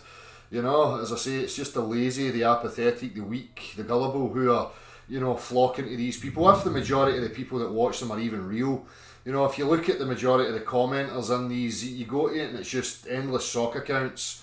So, you know, I don't place any relevance on any of that whatsoever. And again, they don't define me, they're not going to affect me, but at the same time, all their rhetoric of us being fringe lunatics and with to be dismissed and whatever else, yet they're sitting making a profit off of the backs of people like me, you know? So they're hypocrites, they're liars, deceivers, charlatans, con men. Yeah, as I mentioned last week or the week before when I spoke to you, Dale, they hang under that diploma for dear life, and they ain't going to give it up. Yeah. That's their diploma. That's their I'm intelligent. Aye, This is my diploma. Look, I've got it. That's their certainty. Yeah. Their false certainty that they think defines them and gives them stature and a place within the world. They're just mentally ill, these people, you know? I seriously, honest, I actually agree. I do think mentally ill, not like where they're going to go out and harm anywhere, whereas they can't change that mentality, Yeah. that mindset. Yeah. No matter what you tell them, and no matter how ridiculous the stuff that SpaceX and Elon Musk and NASA put out, Yeah. no matter how silly it is, they will not see through it. They can't, No. because they're too invested in it. Aye, they don't want to. So say that's a bias confirmation, cherry picking, just so that they can support and maintain their habitual laziness, you know. So as I say, it's up to them. That's fine, but they want to come and attack people like me and make me believe they're pish. Then they're going to have to, as you say, and I said it earlier. You know, extraordinary claims requires extraordinary proof. Now, if you want me to abandon my experience of what I experience in reality, then bring it by all means. But don't bring me bedtime stories and fucking sophistry and gibberish, because I'm not interested in it. You know? Yeah, I hate it when I get blinded with science. I mean, I'll have a discussion every now and again, you know, with a heliocentric, a globe believer, whatever you want to call them, a globe tart, whatever. I'll have a discussion with them. But as I explained to you last week, they don't know anything about what they're talking about. No. They just spout the mainstream science, what we're taught at school, Yeah. and I'll ask them a few questions, and they'll straight away they'll come back. I'm not a scientist. Aye. Like, what? How big's the Earth? Well, I don't know. I'm not a scientist. Well, how far away is the moon? I don't know. I'm not a scientist. Yeah. Well, they didn't have anything. No, I mean, They'll sit there and argue with you. aye, well, you've obviously seen that even in the interviews with the university students. You know, you ask them the question, you believe it's a globe, why do you believe it's a globe?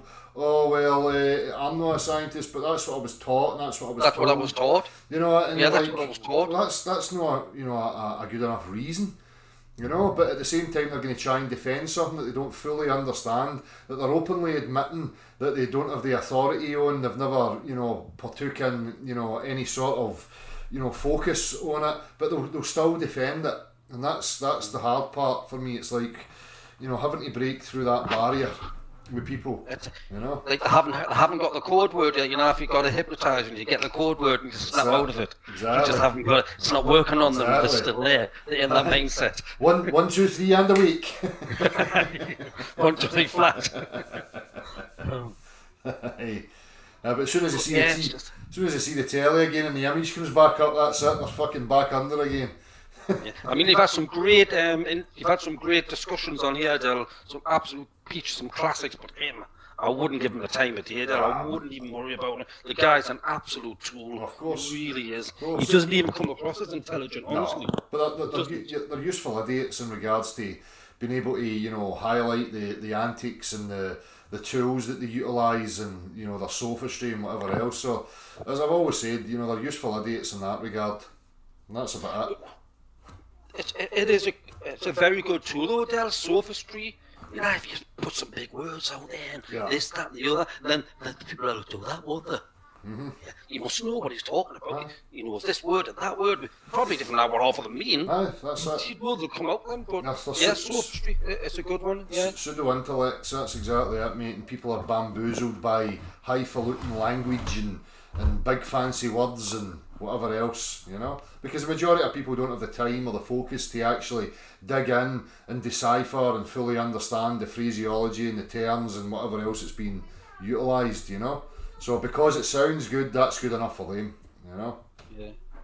I mean, for me, the thing for me is, if I go to any beach, anywhere in the world, they're all pretty much the same. And I look out and I just look at the water, and I'm like, anybody who thinks this is flying, wobbling, spinning, millions, 5 different speeds Yeah. for 14.5 billion years. I just can't get it. I really can't. It just bamboos. I know only that. Why people think they live on something like that. It's not that. You know, these wee spheres are all affecting each other through a vacuum. Action at a distance. You know, absolute fucking crackpot lunacy. What lives on a ball in nature? Does anything live on a ball in nature?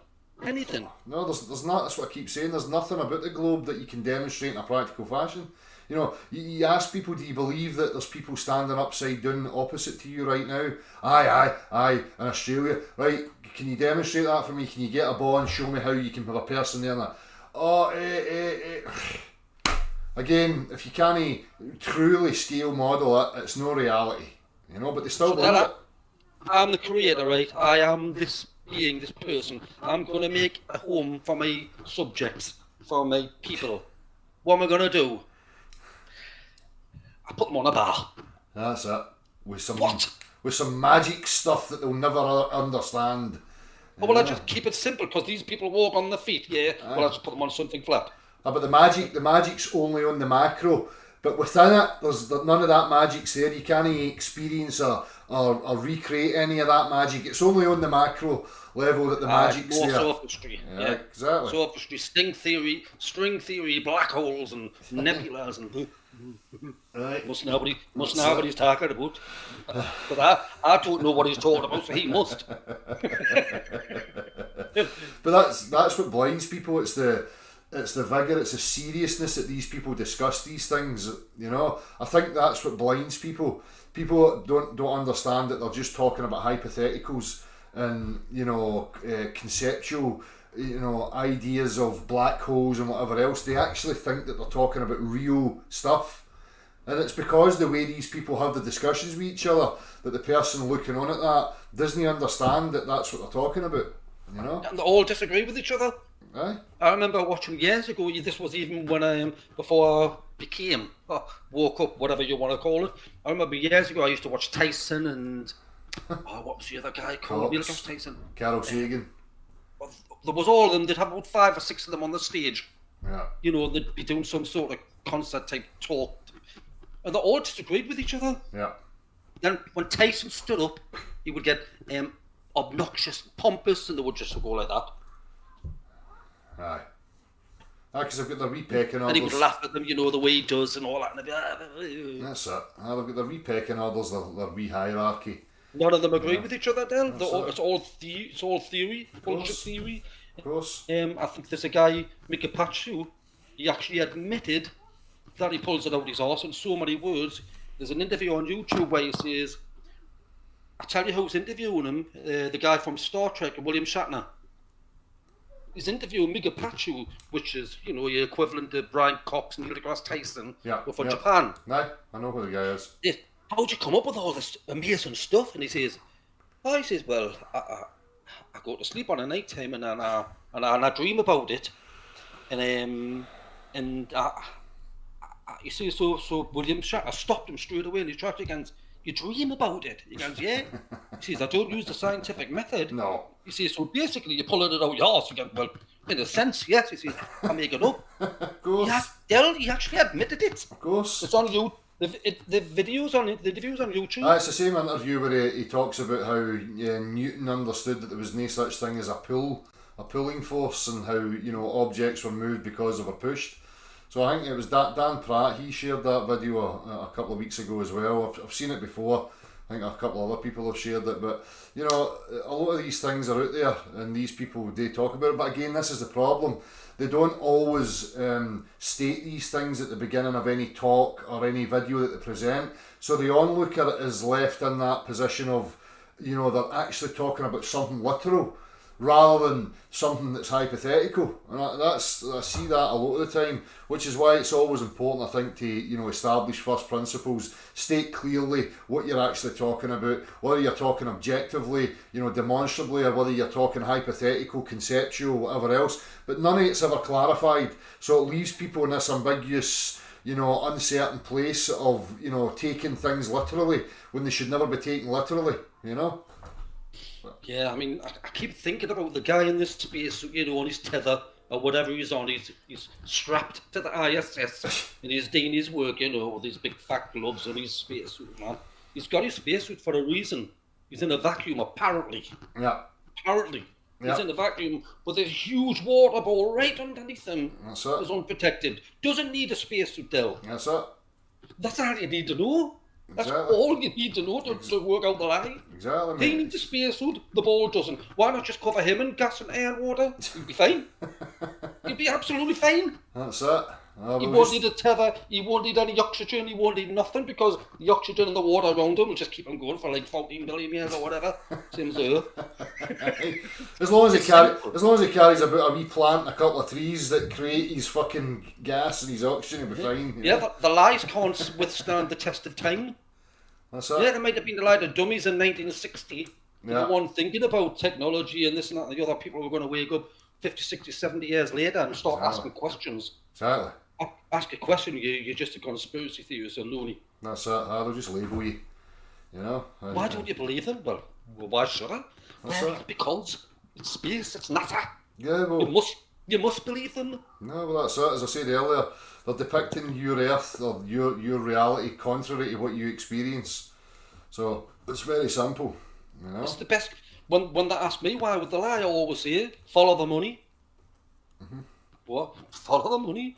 That's the best con job in the world. That's it. They'll go around and raise the taxes, income tax, into the like 10, 20, 30, 40, 50%, and you'll have riots out on the street. Go and spend 40 billion on a rover going to Mars. Nobody gives a toss. Exactly. Nobody cares. No. Well, space it's used for research. No, it's not. It's a con. Exactly. Mate. Even India's on it. The most freaking, wow, what's the word? Poor country in the world. What's the word? Trodden, disease-ridden India. You know, they've got people dying on the streets and everything. They're in on the space race. Yeah. And in freaking No, rovers to Mars. It's a big earner. It's a big earner. I'm allowed to mate. swear. I'm allowed to swear on it. Of course. What the fuck for? The population's dying. Japan sent one, England hasn't, America sent multiple rovers, other countries sent, what are you going to find that the other ones couldn't find? I know. Nothing, same old grainy picture, same old grainy shit. That's one of the points I wanted to bring up. You know, get that talk about defunding the police and stuff. Well, people should be pushing for exactly as you say. Defund these motherfuckers because it's no helping us in any way, shape or form. It's no sorting out the poverty, the homelessness, the illnesses, the diseases. None of that's been eradicated or catered for. But we're spending all this copious amounts of money on cartoons of Mars and fucking Saturn and Uranus and all this shite. You know? Even if it did exist, which it doesn't, we know it doesn't. Exactly. Because it's impossible, it can't, because of entropy and all that shit. Yeah. Even if it did exist, and there was planets where you can bet your bottom fucking dollar they'd be hiding keeping the fuck away from as far away from us as possible. But even at that, that's my position. You know, even if if you know the Earth's a globe and you know these things are real, and whatever, I would still be having to ask the question: why are we wasting money that's not bringing us any real progress to everyday living? Because you know the amount of poverty, homelessness, hunger, you know, illness that's out there we could be putting all our attention and money to that. You know. Yeah. Sort your own. What my mother used to say, sort your own shit out. Exactly. Sort your own place out first before you start buggering up and worrying about anybody else. Get your own house intact. Aye. Exactly, man. Aye. It's like living in a slum and wondering what the rich guy down the street make sure is he alright while I go down and help him. No, get your own place sorted out. Anyway, we're getting off on tangent, but again, you all know it's a load of bollocks. That's it, mate. I just can't see why intelligent human beings can't suss this out and work it out. I can only put it down to intellectual laziness. Yes. Really can. It's apathy. Exactly. Apathy, yeah, you've come across it many a time. And if I said if you had 10 if you wrote a book and you put down your 10 top answers to why you think you live on a globe, or one of them is, well, I'm not bothered anyway, it doesn't affect me, I've still got to go to work in the morning. That's apathy. Yeah, just giving up your mind and your whole life doesn't mean anything if you've got a mindset like that. That's it. They can do anything they want to you. Exactly, mate. Yeah, Exactly. in fact, that's the sort of mindset they rely on, Del, basically. It is. Apathy's their biggest earner. You know? Yeah, I mean, We're all guilty of it. Give them a few toys, a few gadgets, a mobile phone, a computer, a 50-inch flat screen. Yep. I noticed still, the more people are starting to wake up, the more technology's coming out. Aye. To shut them up. Exactly. This is what I'm saying. They're, Think- they're utilising and advancing the tech to push their wee agendas. Yeah. You know? To suppress you. Yeah. That's it. Not even to It's off. suppress you, just to It's take like- your attention away. It's shit, these guys. Actually, they're starting to wake up. There's a lot more than we're thinking now. What we're going to do? We'll bring out another 60-inch curved Samsung telly and another phone, and then that'll get them distracted. Aye. Yay! It's like throwing a toy into the Ben's cage, isn't it? Yay! Well, commercial space flights. We're going to go to the moon. You can stay in a hotel on the moon. I know they've got people bagging fucking pots and pans outside at 8 o'clock. Damn, man, they've got us well sussed out, man. I hate to say it, but they have. I know. And you try and tell people, and they look at you like you're stupid. I know. We were talking about that yesterday. One of the saddest things that I've witnessed recently was when McDonald's opened back up, and you're thinking to yourself, for fuck's sake, people have had 3 months to get to know themselves, get to know each other, maybe figure some stuff out, ask some fundamental questions, but the only thing they give a fuck about is a fucking Big Mac. Is the fucking the queues are ridiculous. Incredible, it's like they're man. starving to death. I know. There's a drug addiction for you. The worst one of the world, food. The queuing up at the cars and the queues are miles long for what? I know. The chicken laziness. I know. They're lazy in the mind and they're lazy in their actions and everything. They can't be bothered. They've got all the food. They've got a freezer in the house jam-packed with food. Right. Yet they're queuing 45, 50 minutes in a McDonald's queue. Yep. Yep. I hate the Royals still. I hope nobody's watching this, but the Prince Philip had it right. A bunch of useless eaters. That's what he called them. That's it. Bloody useless eaters. I wish I was a virus and I'd come back and wipe out a lot of them. That's what he actually said. And he was right. But that's the only thing I agree with the Royals. Is that one quote. Right. Oh, God damn it. I'm 55 now, and I swear to God, honestly, I wish I could gone back 30 years and suss it out, but I'm a bit ashamed because I didn't. But Fuck I it. wish I could. It is what it is, mate. There's no point in looking at it like that, you know. Yeah. Deal with it now, and that's all you can, you know. I totally I admire you for what you do, just for your sheer patience alone, because I couldn't do it. I couldn't talk to these people when they've been so apathetic, you've got to go to work in the morning, how does it affect me, and really, I'm like, I just couldn't do it. I know, But mate. you do come across some open-minded people, don't you? I mean, I've watched all your street interviews and stuff. Well, that's what makes it worthwhile, mate, you know, when you get that, you know, so I focus on that part of it, you know, and that's what gives you the fuel to keep going. And as I say, getting it up these clowns, because they would love me to shut down on YouTube and fuck off, you know, but I'm not giving them that satisfaction. Fuck them. Yeah. I still think some of them would follow you as well, though. They'll have found out if you went to another platform, I think they'll be on there, they'd be stalking you Aye. at the same time. It doesn't matter where I go, you know. But sometimes I watch your interviews and you do see that little pregnant pause where they're like, and you think, yeah, we've got it, and then, but that little, that little seed of doubt's been That's it. planted. That's They might it. go home and go, hey, or they might wake up in the middle of the night and go, Aye. maybe they had a You can point. only- You can only They hope. harm look, they might. I can only hope that they have a think about it. You know, that's the whole point of it. You know, plant a seed, maybe get them involved in the discussion, which is that's what I'm interested in. You know, Yeah. and, and obviously to alleviate the propaganda and the misrepresentations of people like me, so you get the opportunity to speak to these people directly and show them it from a different point. You know, so it's useful in that regard. You know. So another question I always get if I'm talking to somebody, just say like, mind if I ever go to the pub or anything like, I'll not talk to anybody because it always gets out of hand. Yeah. But if it's just say like in the street or at work or online, I always get where's the edge, and, Yeah. well, how do I don't know. Well, the thing about it is your response to that is always, you don't even answer it like you don't know. Your response to it is they're asking you a question that they've made an affirmed statement of. Their question to you is that they're attaching to you a claim of an edge. So your question right back to them is, why would you assert there's an edge? Who said there was an edge? Because it's flat. Well, that doesn't matter. Well, where's the edge of space? That's what I always come at. Where's the edge of the universe? Exactly. And Could that's, be infinite, and that's could be- I don't Euclidean. know. You know, I mean, they're having to come up now and make the statement that the universe is Euclidean. Well, what's encompassing it then? Where's the outer reaches here? Where did the But the Big main Bang? reason- Where did the Big Bang ma- expand into? You know, I mean, The main reason I say I don't know is because I know they're going to straight away immediately strawman with whatever I say to them. as a strong Oh, man. well, like, it's this and it's that. And they're going, well, you said this and you said that. Well, I really, really don't know. All I know is the part that I'm on, we are on, is level. Exactly. Demonstrable level and stationary. It's not moving. And the Aye. water, well, I won't even get into the water because that just goes, you know. Aye, but it's their insecure, you know, vague attempt to undermine it by making these statements so that they can justify their belief as if their belief's rational and sane. So if they can make an idiotic statement, again, they make these statements through the influence of propaganda that they're experiencing. You know, it's not even a formulated question from their own mind. You know, that's a triggered question. Where's the edge? Where's the edge? There might be an edge. Let's go and find out. We'll never know until we go and find out.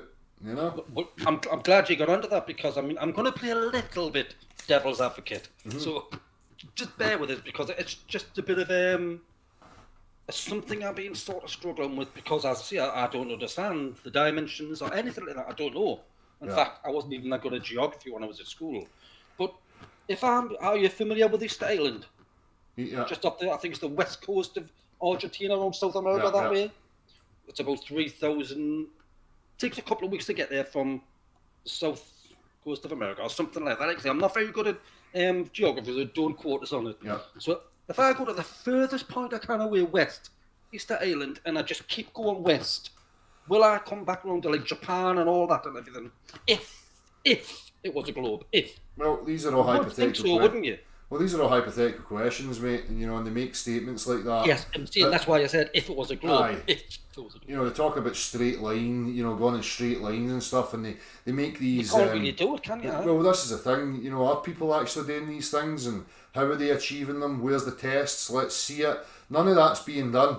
You know, and when you see these supposed circumnavigations, it's always running wee circles. No, it's always round, yeah. It's round that way, you know, yeah.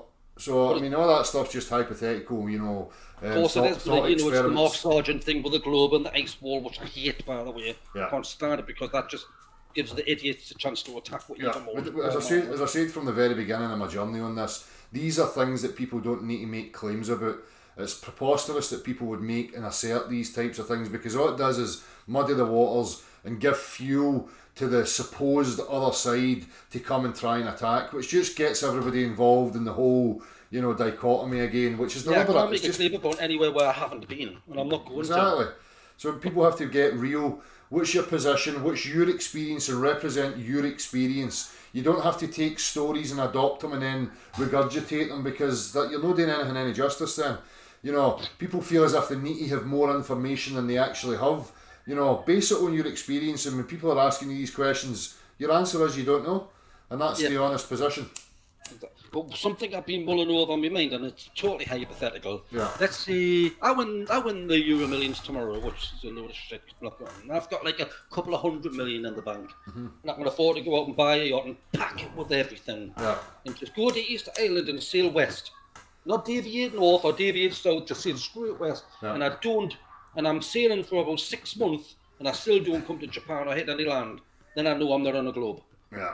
Would that be feasible? Would that be something? Well, no, I wouldn't say it was feasible in regards to, you know, the full dimensions, but you could probably disprove, falsify certain things, maybe make certain discoveries, but I wouldn't say that it was a be all and end all. But obviously, I mean, what you've stated there is things that I think about. There's so many things I would love to put to the test, but logistically, they're just at my position, they're impossible right now.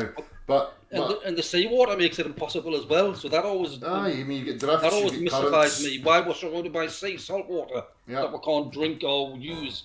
So, Just really, all these things get me going. It screams containment. course. Everything screams containment. of course it does, mate. You know, it's You cannot travel there because it's full of seawater and ice and conditions get worse. yeah. It doesn't matter what, you know, even if you had one of these aircraft carriers and you could pack a full, could you get far enough away to reach anywhere? That's Any it. of these outer lands? That's it. That's just I share a bit of a many of the mind same problem. thoughts. Share many of the same thoughts, mate, and they're all valid questions, you know.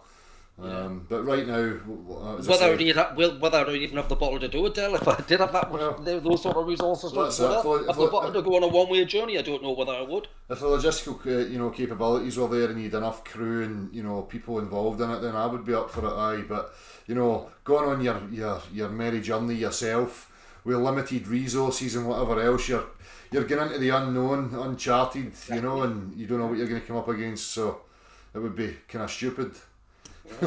Yeah, I'm a bit of a chicken shit. I'd probably pay somebody else to do it and then run away with me money, something like that. But Get me. If you win the lottery, get me. I'll get you down. You can go on. If you disappear off YouTube for 6 months and now you didn't, I'll be easy. You either made it. I'll be you easy made to it, or find. you're in Florida. I'll be easy to find, mate. Wherever it's hot and sunny, you'll find me. But I think if I was old, say like maybe 60s or 70s, and I had the money and the resource, I would give it a shot. Aye, fucking right. I think at that age you think, what the fuck, what have I got to lose? That's it, mate. Might have about 5 or 6 years left anyway. Why not give it a shot? That's it. Exactly. Aye. Oh man, right, it's been a good one, Del. Appreciated, my man. Nice chatting to I'll you get again. that off my chest, aye. So keep up the good work, mate. Cheers, buddy. Keep thinking. Take care. Keep Take that care. thinking. See you soon. Take See you it very easy. soon. See you soon, man. Bye. Bye.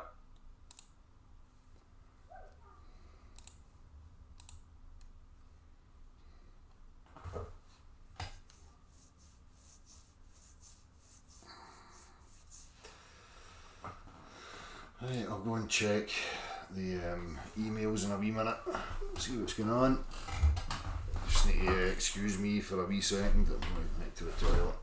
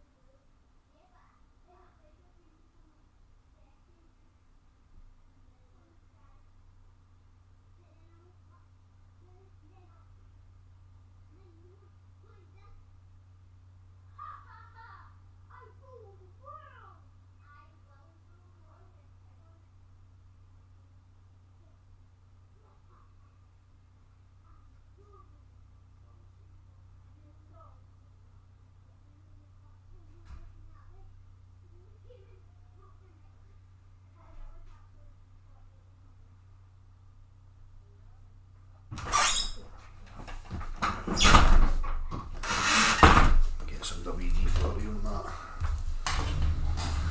Right. What's going on?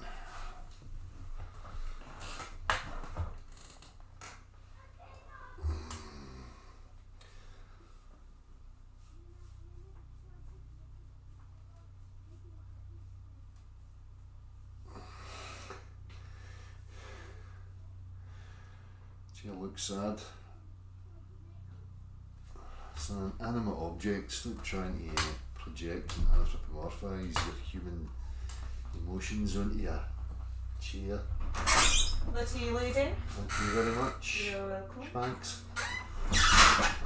Right, where are we at? Let me see what's going on. Requests. Alex, aye, can I call in to ask a few questions about vacuum and bowling ball feather experiment? If you like.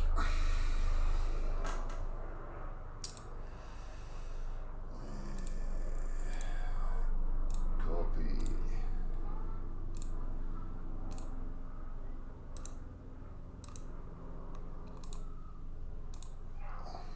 sent Alex.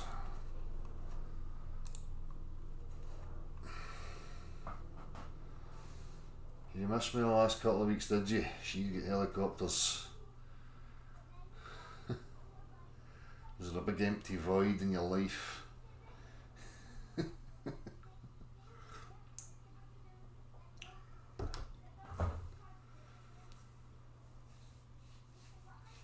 Mrs. is well trained. You better not let her hear you saying that.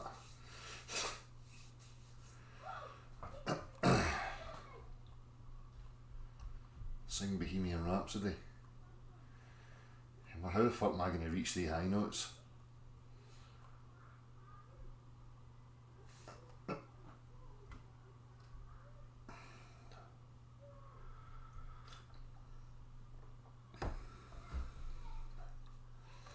Are you an agent? No, she's probably just a tadger. Hey, Alex here. Alex. How's it going, Alex? Yeah, it's going well. I really enjoy your channel. I've definitely been enjoying all the content. Let me just switch audio real quick, sorry. Anything specific that you've enjoyed?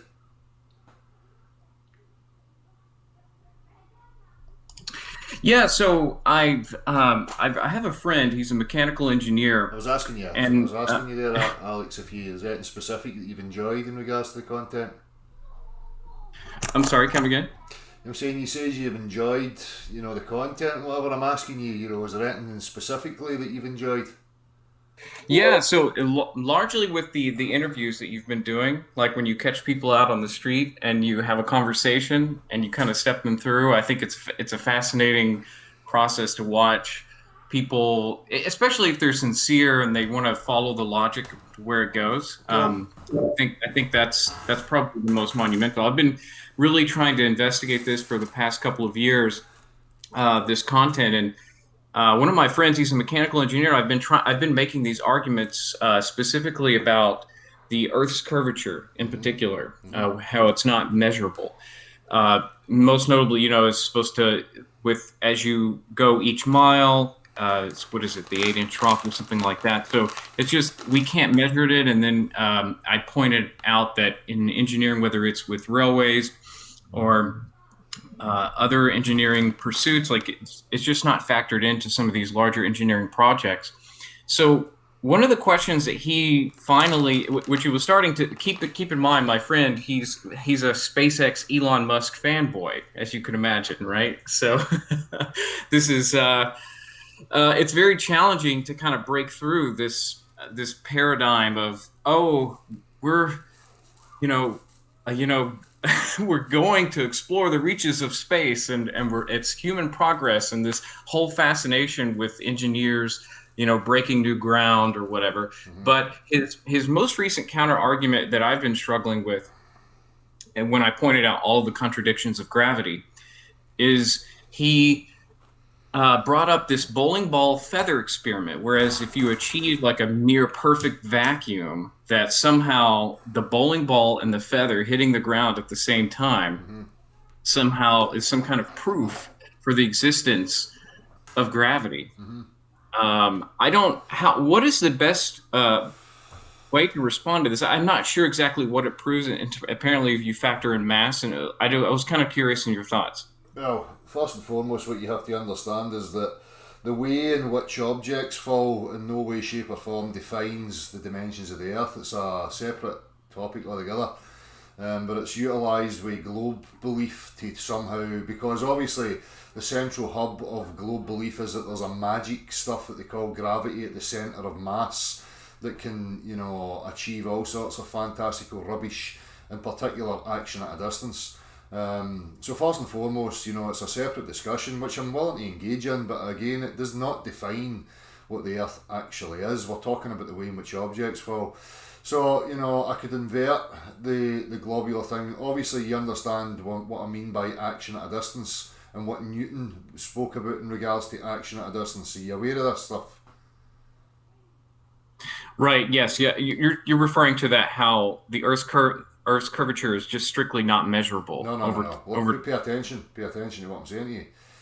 Okay. I'm talking about now specifically, but in the realms of talking about the way in which objects fall, nothing to do with the shape of the Earth, because the way in which objects fall has nothing to do with the shape of the Earth. Do you understand that, Right, exactly. I think I kind of pulled Alex? into. Yes, yes, I understand. I think I was kind I'm of just pulled looking into this. for I'm just looking to have a discussion. You know, a discussion for me works like I'm trying to establish a comprehension with you, so that I'm not just talking past you and you're not listening or whatever. So you know, I like to know that we understand and we can have an agreement on what we're discussing.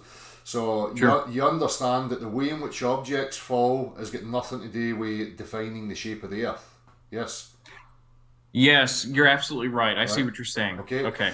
So now when we talk about, you know, the feather and the bowling ball in a vacuum, and the globe proponents talking about how gravity or the Earth pulls on those objects, even Newton was smart enough to highlight that it was an absurdity to think that one object can affect another object through a vacuum without mediation of some kind, which means it would have to be attached to it in some kind, or that one object somehow affects a medium between it and the other object, causing a decrease in pressure or a depression or whatever, which would, you know, cause motion to ensue, which would be, you know, a pressure variance, because motion is only achieved by one thing pressing on another.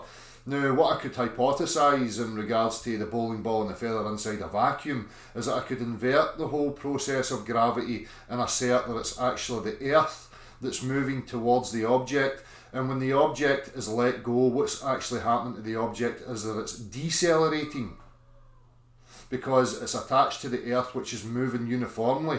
And when it's let go, it's no longer attached to the Earth, therefore it loses its velocity. So because of air and resistance or whatever else, it starts to decelerate. But even in a vacuum, it would be decelerating because it's already moving with the Earth.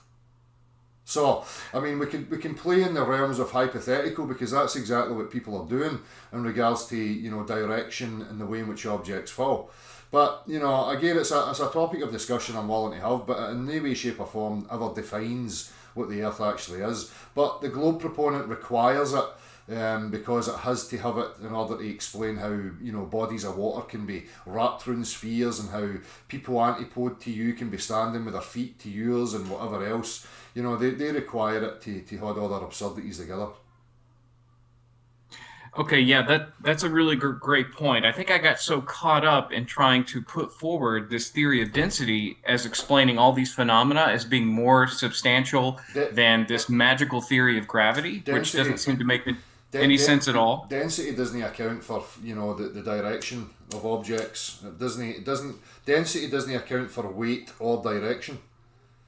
Only Okay, motion, that makes sense. only motion can account for direction and weight. Okay, yeah, very well. Thank you for that. I really appreciate that. That was something I wanted to clear up, and I'll go back to that conversation and see where I can take it from there. The other piece too, I just thought it was an interesting note. Just on the note of density, it doesn't, like you said, it doesn't explain everything, in particular the motion of objects. But I just wanted to speak to. I don't know if you ever ferment wine or beer, but they use a hydrometer. And what I think is interesting about it is which a hydrometer is just like a container, and you put an instrument in the container to measure how much sugar or how dense the sugar particles are versus the alcohol in the liquid, and they refer to that metric as, believe it or not, gravity, which I think is which of course this was used many years before this magical concept of gravity was invented. But I just think it's an interesting etymological history of the word gravity first showing up to being used when it was actually referring to the density of sugar versus alcohol. Well, it's gravitas. It's just a descriptor again, like pool is. It's for a word utilised to describe one thing coming closer to another thing. But it doesn't define the mechanisms of that, or, you know, how motion's created. As I say, it's just a fanciful buzzword that's been branded about, and people treat it pretty much as an icon, as a god type thing, when it's, you know, anything but. It's just an abstract concept that's been hijacked and incorporated into a faulty worldview. Right, absolutely. Yeah, I So couldn't agree more. I'm going to do a video on this, Einstein's equivalence principle, and I'm going to show that only one of the postulations is demonstrable.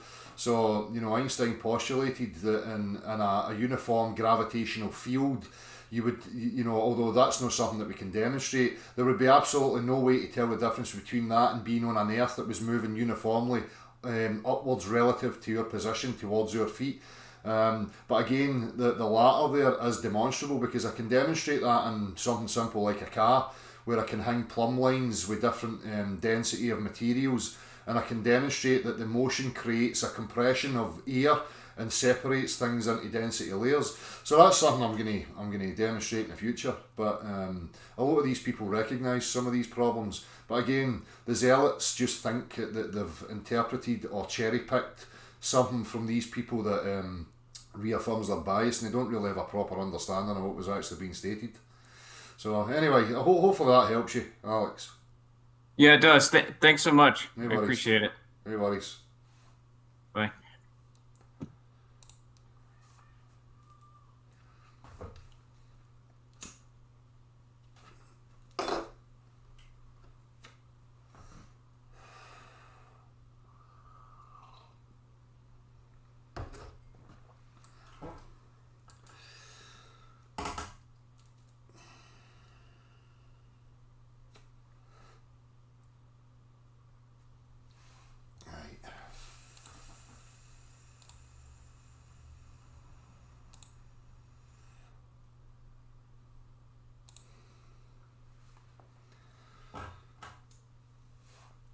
So again, if anybody else has got anything to offer, you need to send an email to the above email address.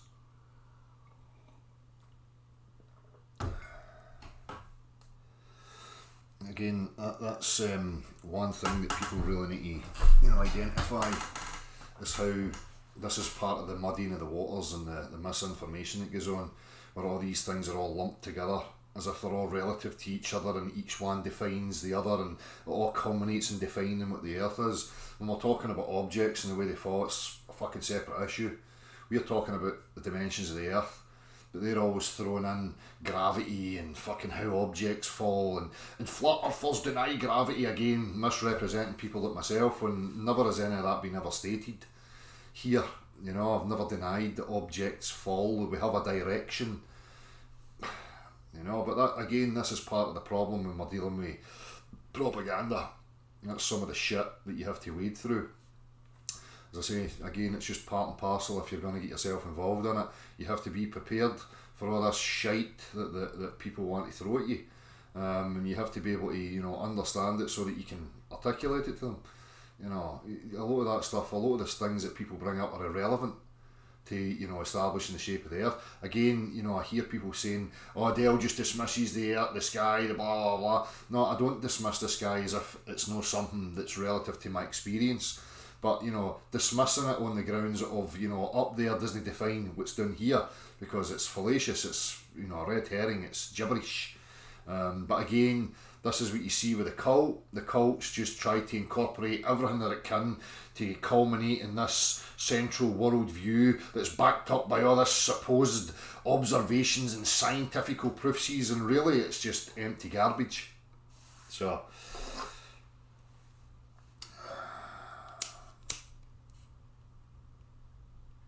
but the feather and the bowling ball, you can just invert it. As I say, you can just say, well, the objects are decelerating due to the earth coming towards them.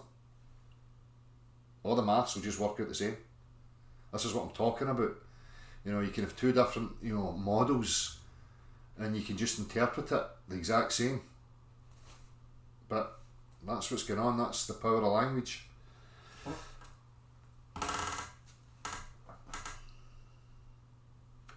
That's it, flat enough. If you postulate, the possibility that it's the earth that's moving uniformly, then when you let an object go, the object's an extension of you. You're attached to the earth, and the earth's moving.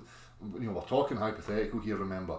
So when you let that go, it's not that it's accelerating, it's decelerating, because it loses its momentum, and then the earth will come and meet it, press against it, and put it back into motion again.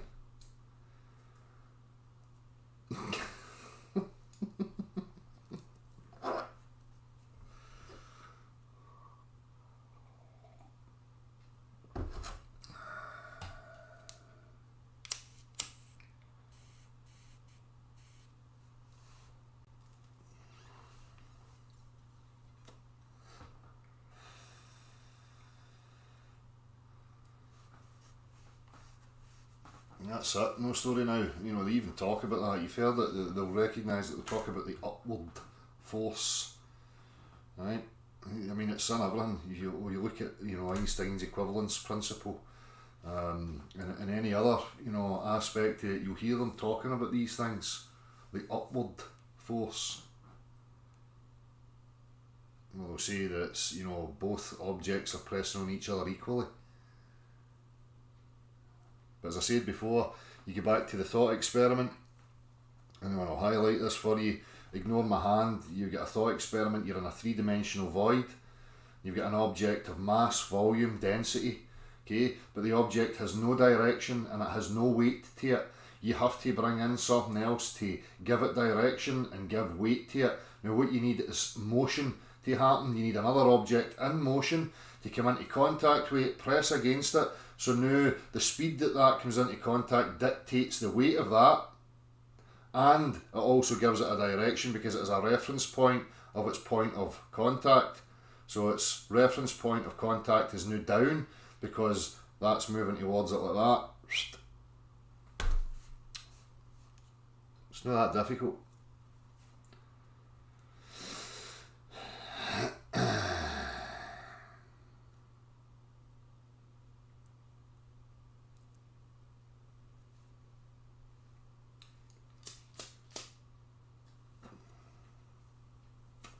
As I say, when you look into it, you look at Einstein's equivalence principle, and they're talking about uniform gravitational fields. You don't know what fields are. None of these things are demonstrable in any way, shape or form.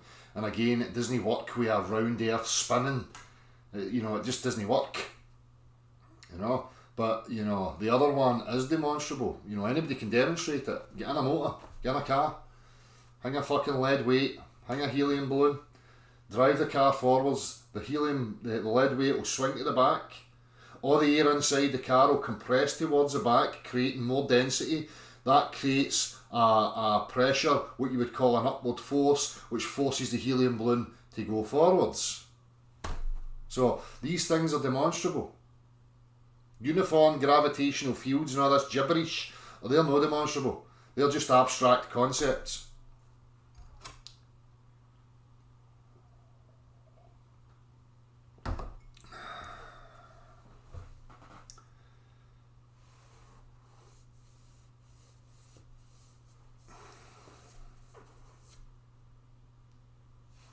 Check and see here. No, I've no requests. What time are we on?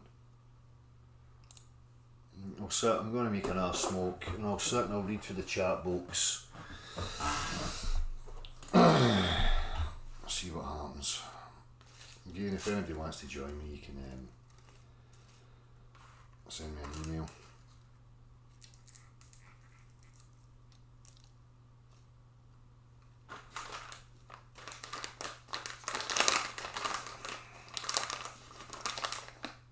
That's it. Rickus Vaticus, it's as easy as that, isn't it, mate? As long as you can find a wee image of it, it must be real. It's the gobstopper Earth.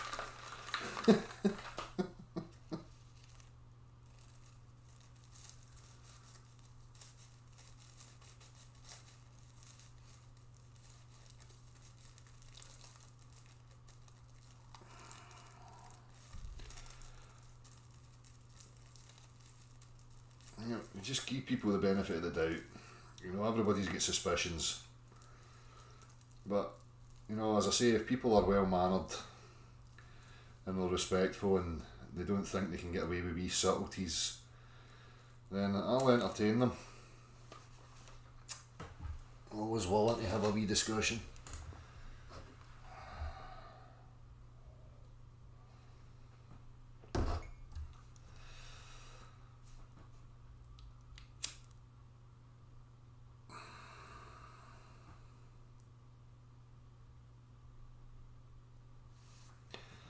Scott Walker, you just don't understand the power out of the magic of the gravity stuffs. It's the warping and bending of space-time that holds the trees up. Have you never seen trees like that? They're in a bit where the warpy bendy of space-time never really happened. So they can fucking grow whatever way they like or something. You'd need to ask a global believer, but I'm sure they've got some sophisticated fucking explanations for you. Maybe the people that built the Leaning Tower of Pisa were using fucking non-Euclidean geometry or something. Hyperbolic geometry, I don't fucking know.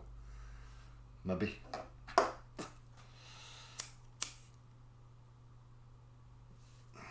Maybe somebody told them that level really meant curved and that's what fucked them up.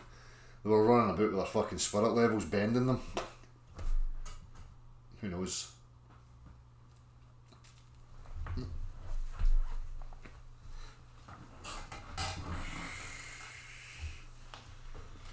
Maybe if the earth stopped spinning, as Neil deGrasse Tyson says, fucking Leaning Tower of Pisa might go like that, and straighten itself up. I mean, there's benefits to these fucking mental gymnastics, you know? I can see real benefits that could come in it.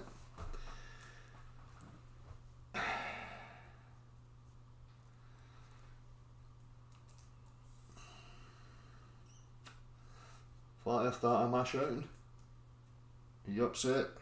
What does it matter to you if I'm here for 5 years talking to a piece of plastic? How does it define you? What's your problem? Huh? Have you got a massive messiah complex and you think you're going to save me or something? Catch yourself on. You're trying to pressure me into something, or what is it? What is your game? What is your game?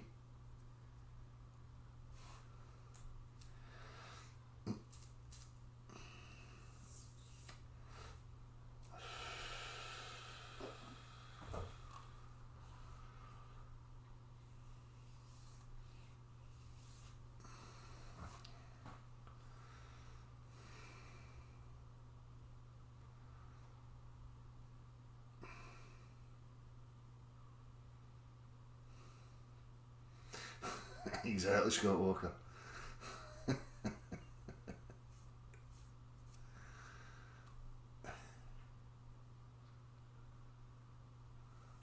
know, beyond belief, I know, I really should. Got all these people that hate me, that, you know, just, you know, slate me in the comments, but they just seem to be here all the time. I don't know.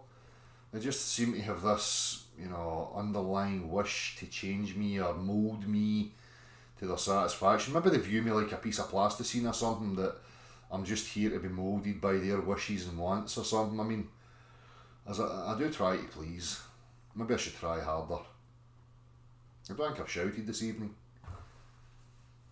As I said before, I'm phasing that guy out. I can't be bothered with that guy anymore. I was in the Marines at one point, flat earth that, aye. A very stupid fucking decision based on hubris and fucking, you know, loads of testosterone in my system and wanting to be a big tough guy. You know, I'm going to prove to everybody how fucking hard I am. I'm going to go to the Marines and I'm going to get in there and show everybody how fucking tough I am, because at that time I was a delusional fruitcake looking for acceptance from others and trying to define myself based on what others expected of me. So I did. Never lasted long though. I caught myself on rather quickly.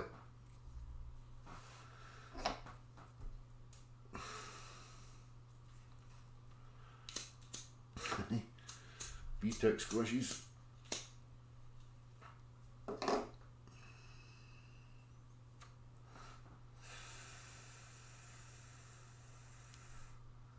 Nice one, Neil Williams. Make you smile, make you happy. That's fucking all good, mate.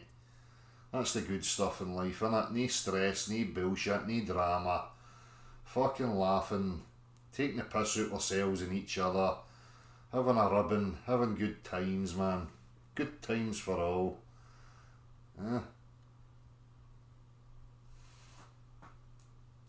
Cheers, good times for all, Zach.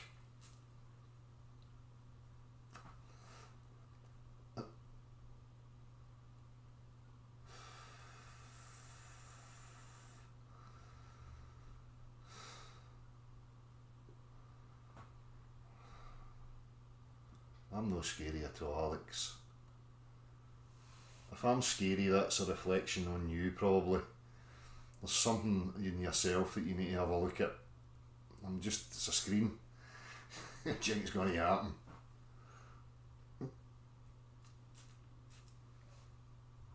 Yes, I am spiritual guru. That's right, Deltron. That's why you're trying to be like me. Because you know the power that I possess. At least I've gave you something to look up to, Deltron. You know what I mean?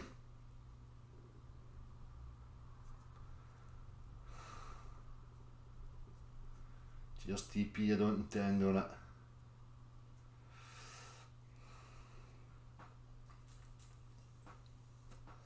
My precious. Is he still kicking about? I've seen he's created a fucking...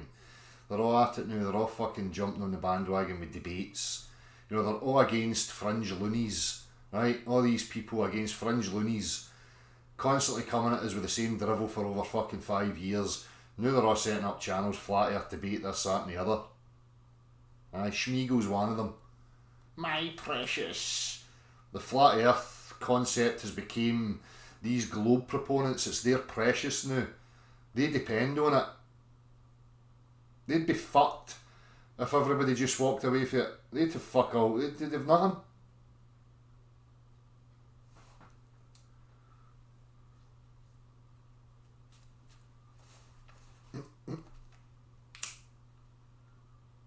How do I make an issue of people being in the army? When have I ever done that?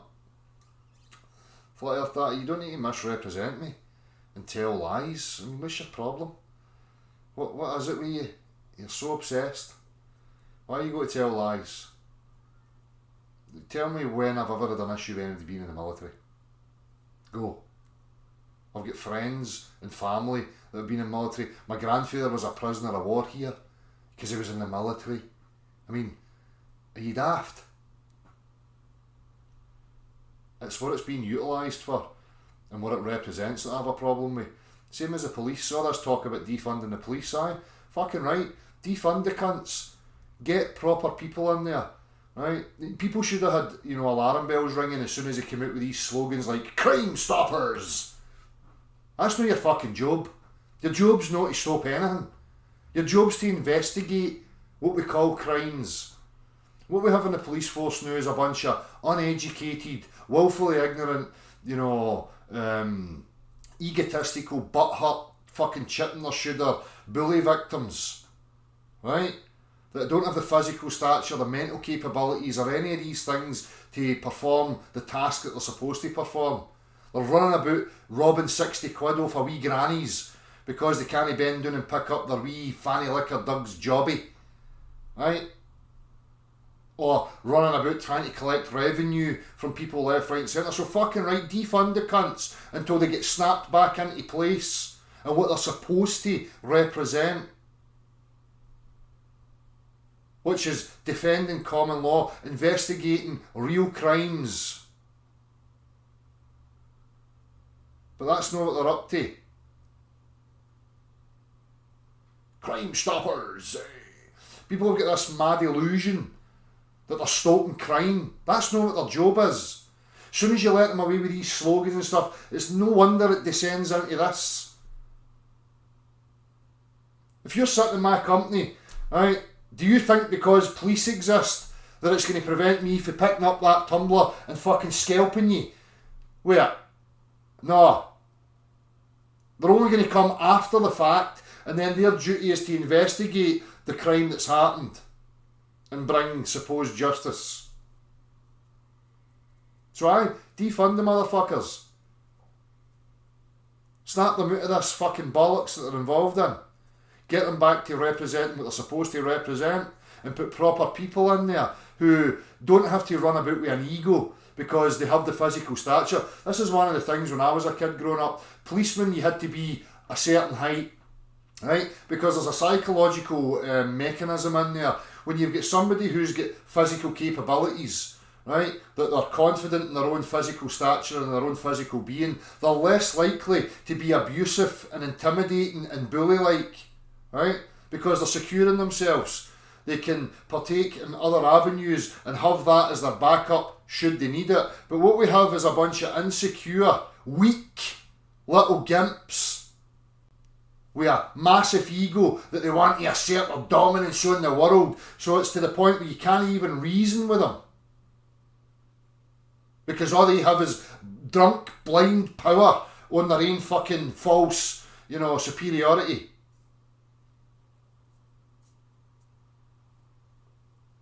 So there's a reason, a very good reason, for why they had to have a certain physical trait about them. Because that's only their backup, which means they can operate lawfully, they can operate with respect and manners and know their place. But that's not what's happening right now. And you've seen it increasing, particularly in the last 20 years, where it's just recruit any cunt, get them in, get them all chilled up, give them a uniform, give them a false sense of authority and superiority, and fucking send them out into the public under the title of fucking PLC, whatever fucking police unit they're working for, and send them out there to generate money for us because we're not a trading company and we need revenue. That's not representing the golden rule. That's not standing on common law. So fuck it, defund the cunts.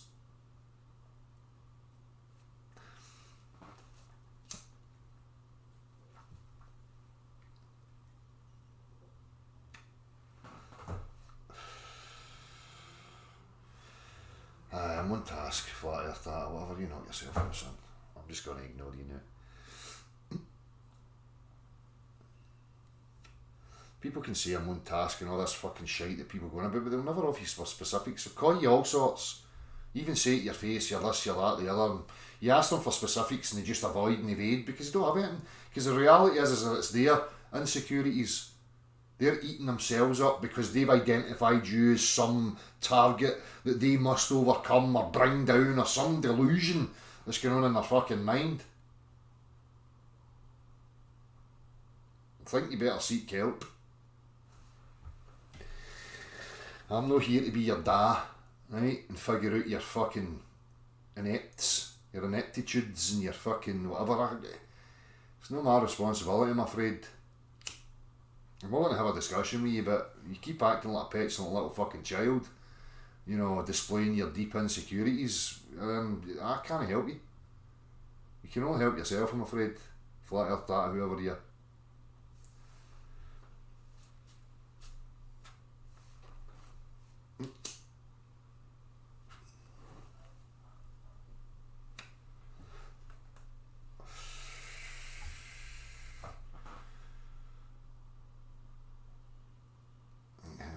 See.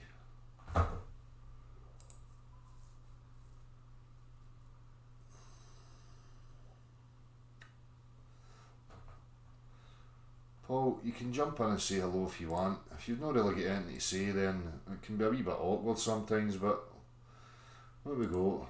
I'll send you the link anyway. See where it goes.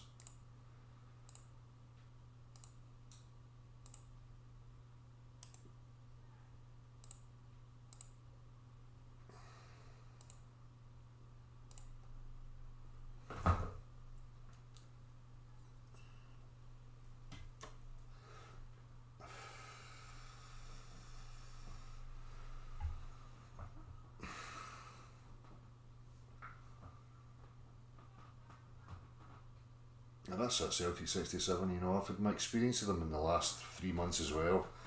And again, that's when you really see the dysfunction of these people.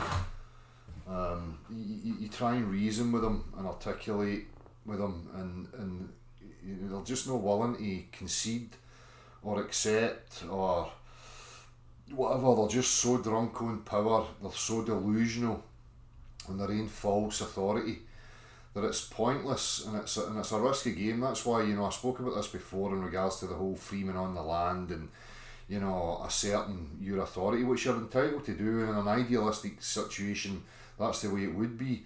But again, the problem is that we're not in an idealistic situation. We have got an issue of ill-equipped people within these positions, and you're not dealing with reason, they have their reasons, but, I'm talking about it from... Oh, hello. Hi, Dal. Hello. It's Paul. How you doing, mate? Right, mate. Yeah, I just thought I'd let you finish off what you were. No worries, mate. I've nothing I've not said before, so. Oh, right, yeah, no worries. Everything's good, yeah, I've just switched off the volume and stuff, so things are sounding okay. Good man. How are you keeping, man? I'm alright, mate. Alright, apart from the fucking weather, but we'll not go there. I don't know, it looked like you had a bit of sunshine coming through your window before, so you're alright. No, not this evening. I've not had any sun today at all. Really? No, it's just constant fucking. There's not even any contours to the sky. It's just fucking uniform, dark grey, every fucking where. So no closest to getting away then, travelling away? Nah, mate, no. People have offered me, you know, it's all gestures that I appreciate, but it's holidays and stuff like that, and you know, as much as I appreciate it, it's not going to satisfy me. I keep saying there must be some rich bastard out there that's been here, you know, that's got grounds. I'll cut the grass all day, as long as I'm in the sun. I'll fucking cut your grass and and weed your fucking plants and whatever for you. Give me a shout. How much you paid? No, I've been thinking lately, actually, all this weird shit going on around everybody. Yeah. Do you think it's a distraction from where we live? I feel personally, that's a massive factor in it, mate. I always think the whole structure's a psychological, you know, physical, psychological constraint. And I don't think it's any different. I think there's massive aspects of the next phases of whatever their agenda is that's going to come in the near future.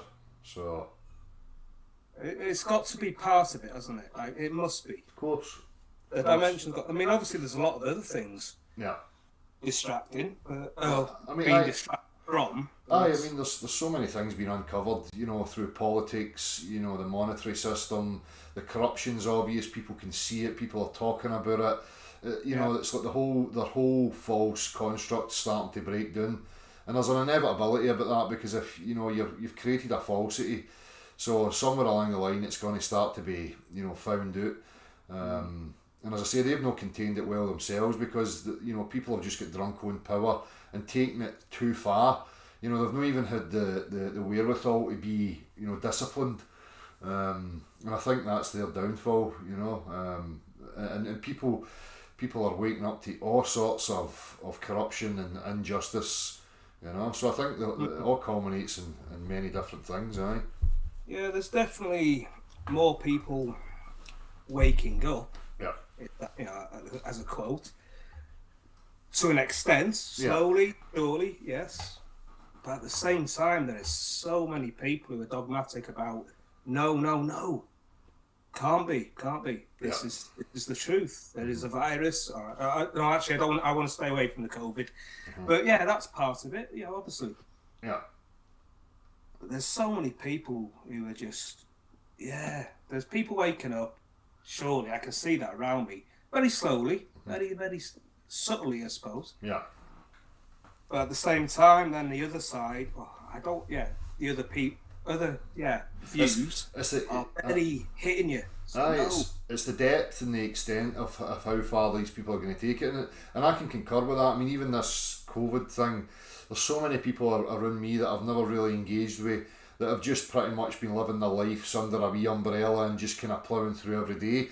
And even that, I'm experiencing more and more of that. People starting to say something's not right here. You know, they're starting to question, you know, what they've been told and what's actually going on. So there's seeds of doubt, you know, through this whole, you know, pandemic thing, that's causing people to ask some questions. So bring it on, you know. Yeah, you're right. You know, people are questioning. But they still go by the narrative of, I saw it last night on the news, whatever.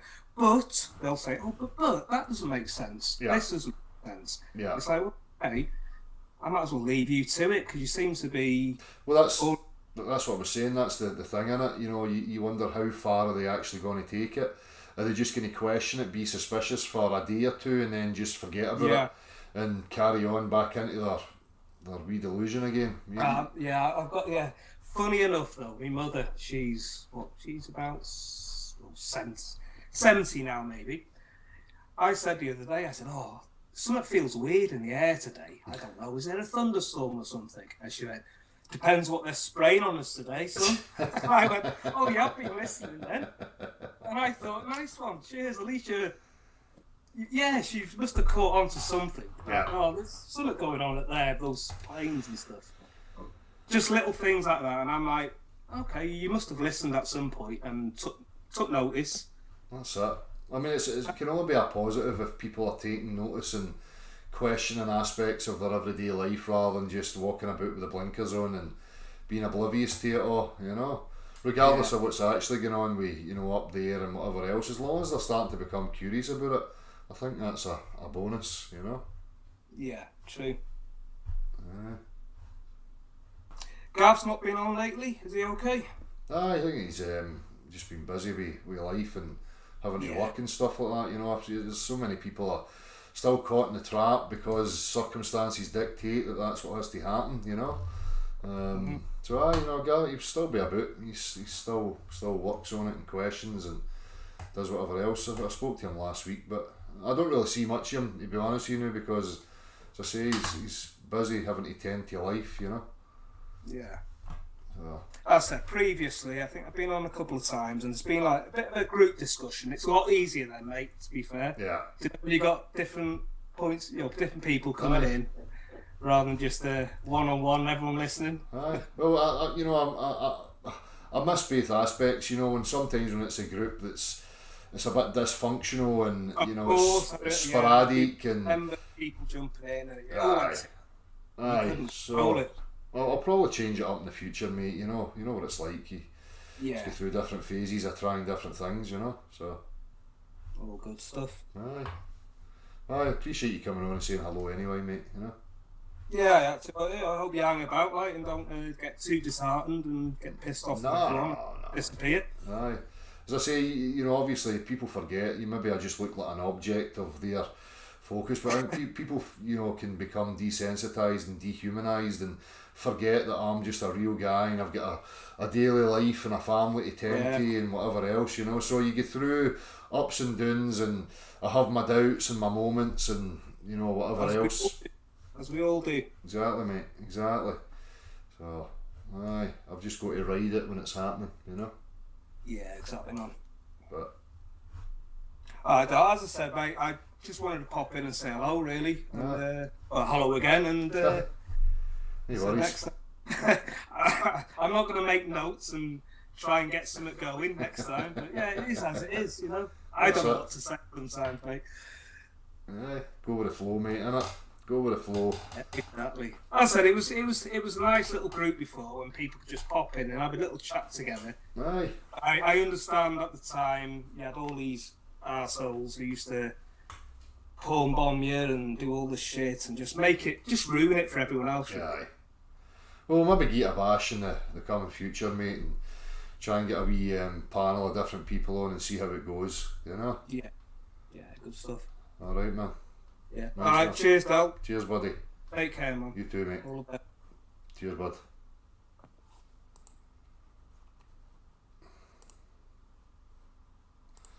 I need at least I subscribe to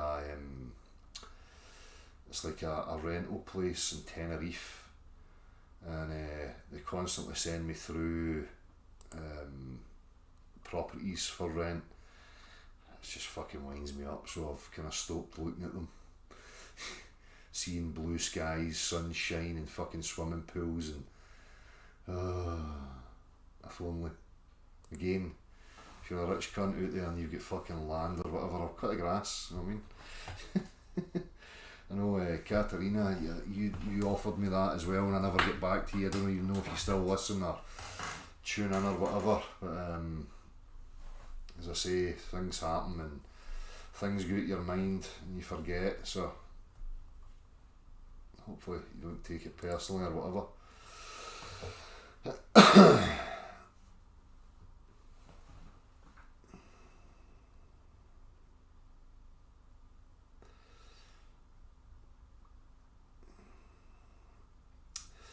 I did predict the unrest and the protests in the street, didn't I? and my concerns about what was going to happen with all that, because it always goes the same direction. And lo and behold, that's exactly what's happening.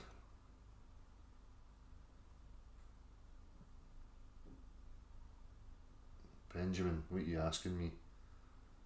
What have I missed? I see a question mark, another question mark. What have I missed?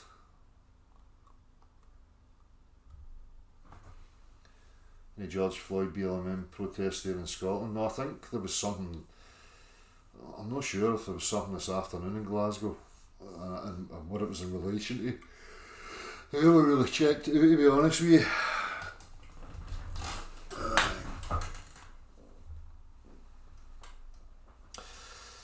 We're always in chaos, Derek. It's just, order from order. It's just one order into another order. Reshuffle it. Give them new trinkets and new toys. Tell them it's all going to be alright and we'll just carry on. But it's always chaos. That's reality. You know that chaos has to be a negative. People hear these words like chaos and they think negative, type image. Nature, life is chaos. And I think, as I've expressed before, somebody banned me from their fucking chat the other night because they get annoyed and irate at it. But the way I see it is that, human beings are trying to impose an order on chaos, right? Rather than letting an equilibrium be found through natural processes and natural living. Human beings are trying to dictate and organise other human beings into a way of life and a way of thinking and a way of being and this, that and the other. And that's never going to work. It's always destined for disaster as far as I'm concerned. It's just me personally. Because how can you impose a human's order or your concept or idea of order on nature and the natural world? I think it's fucking preposterous and a waste of time.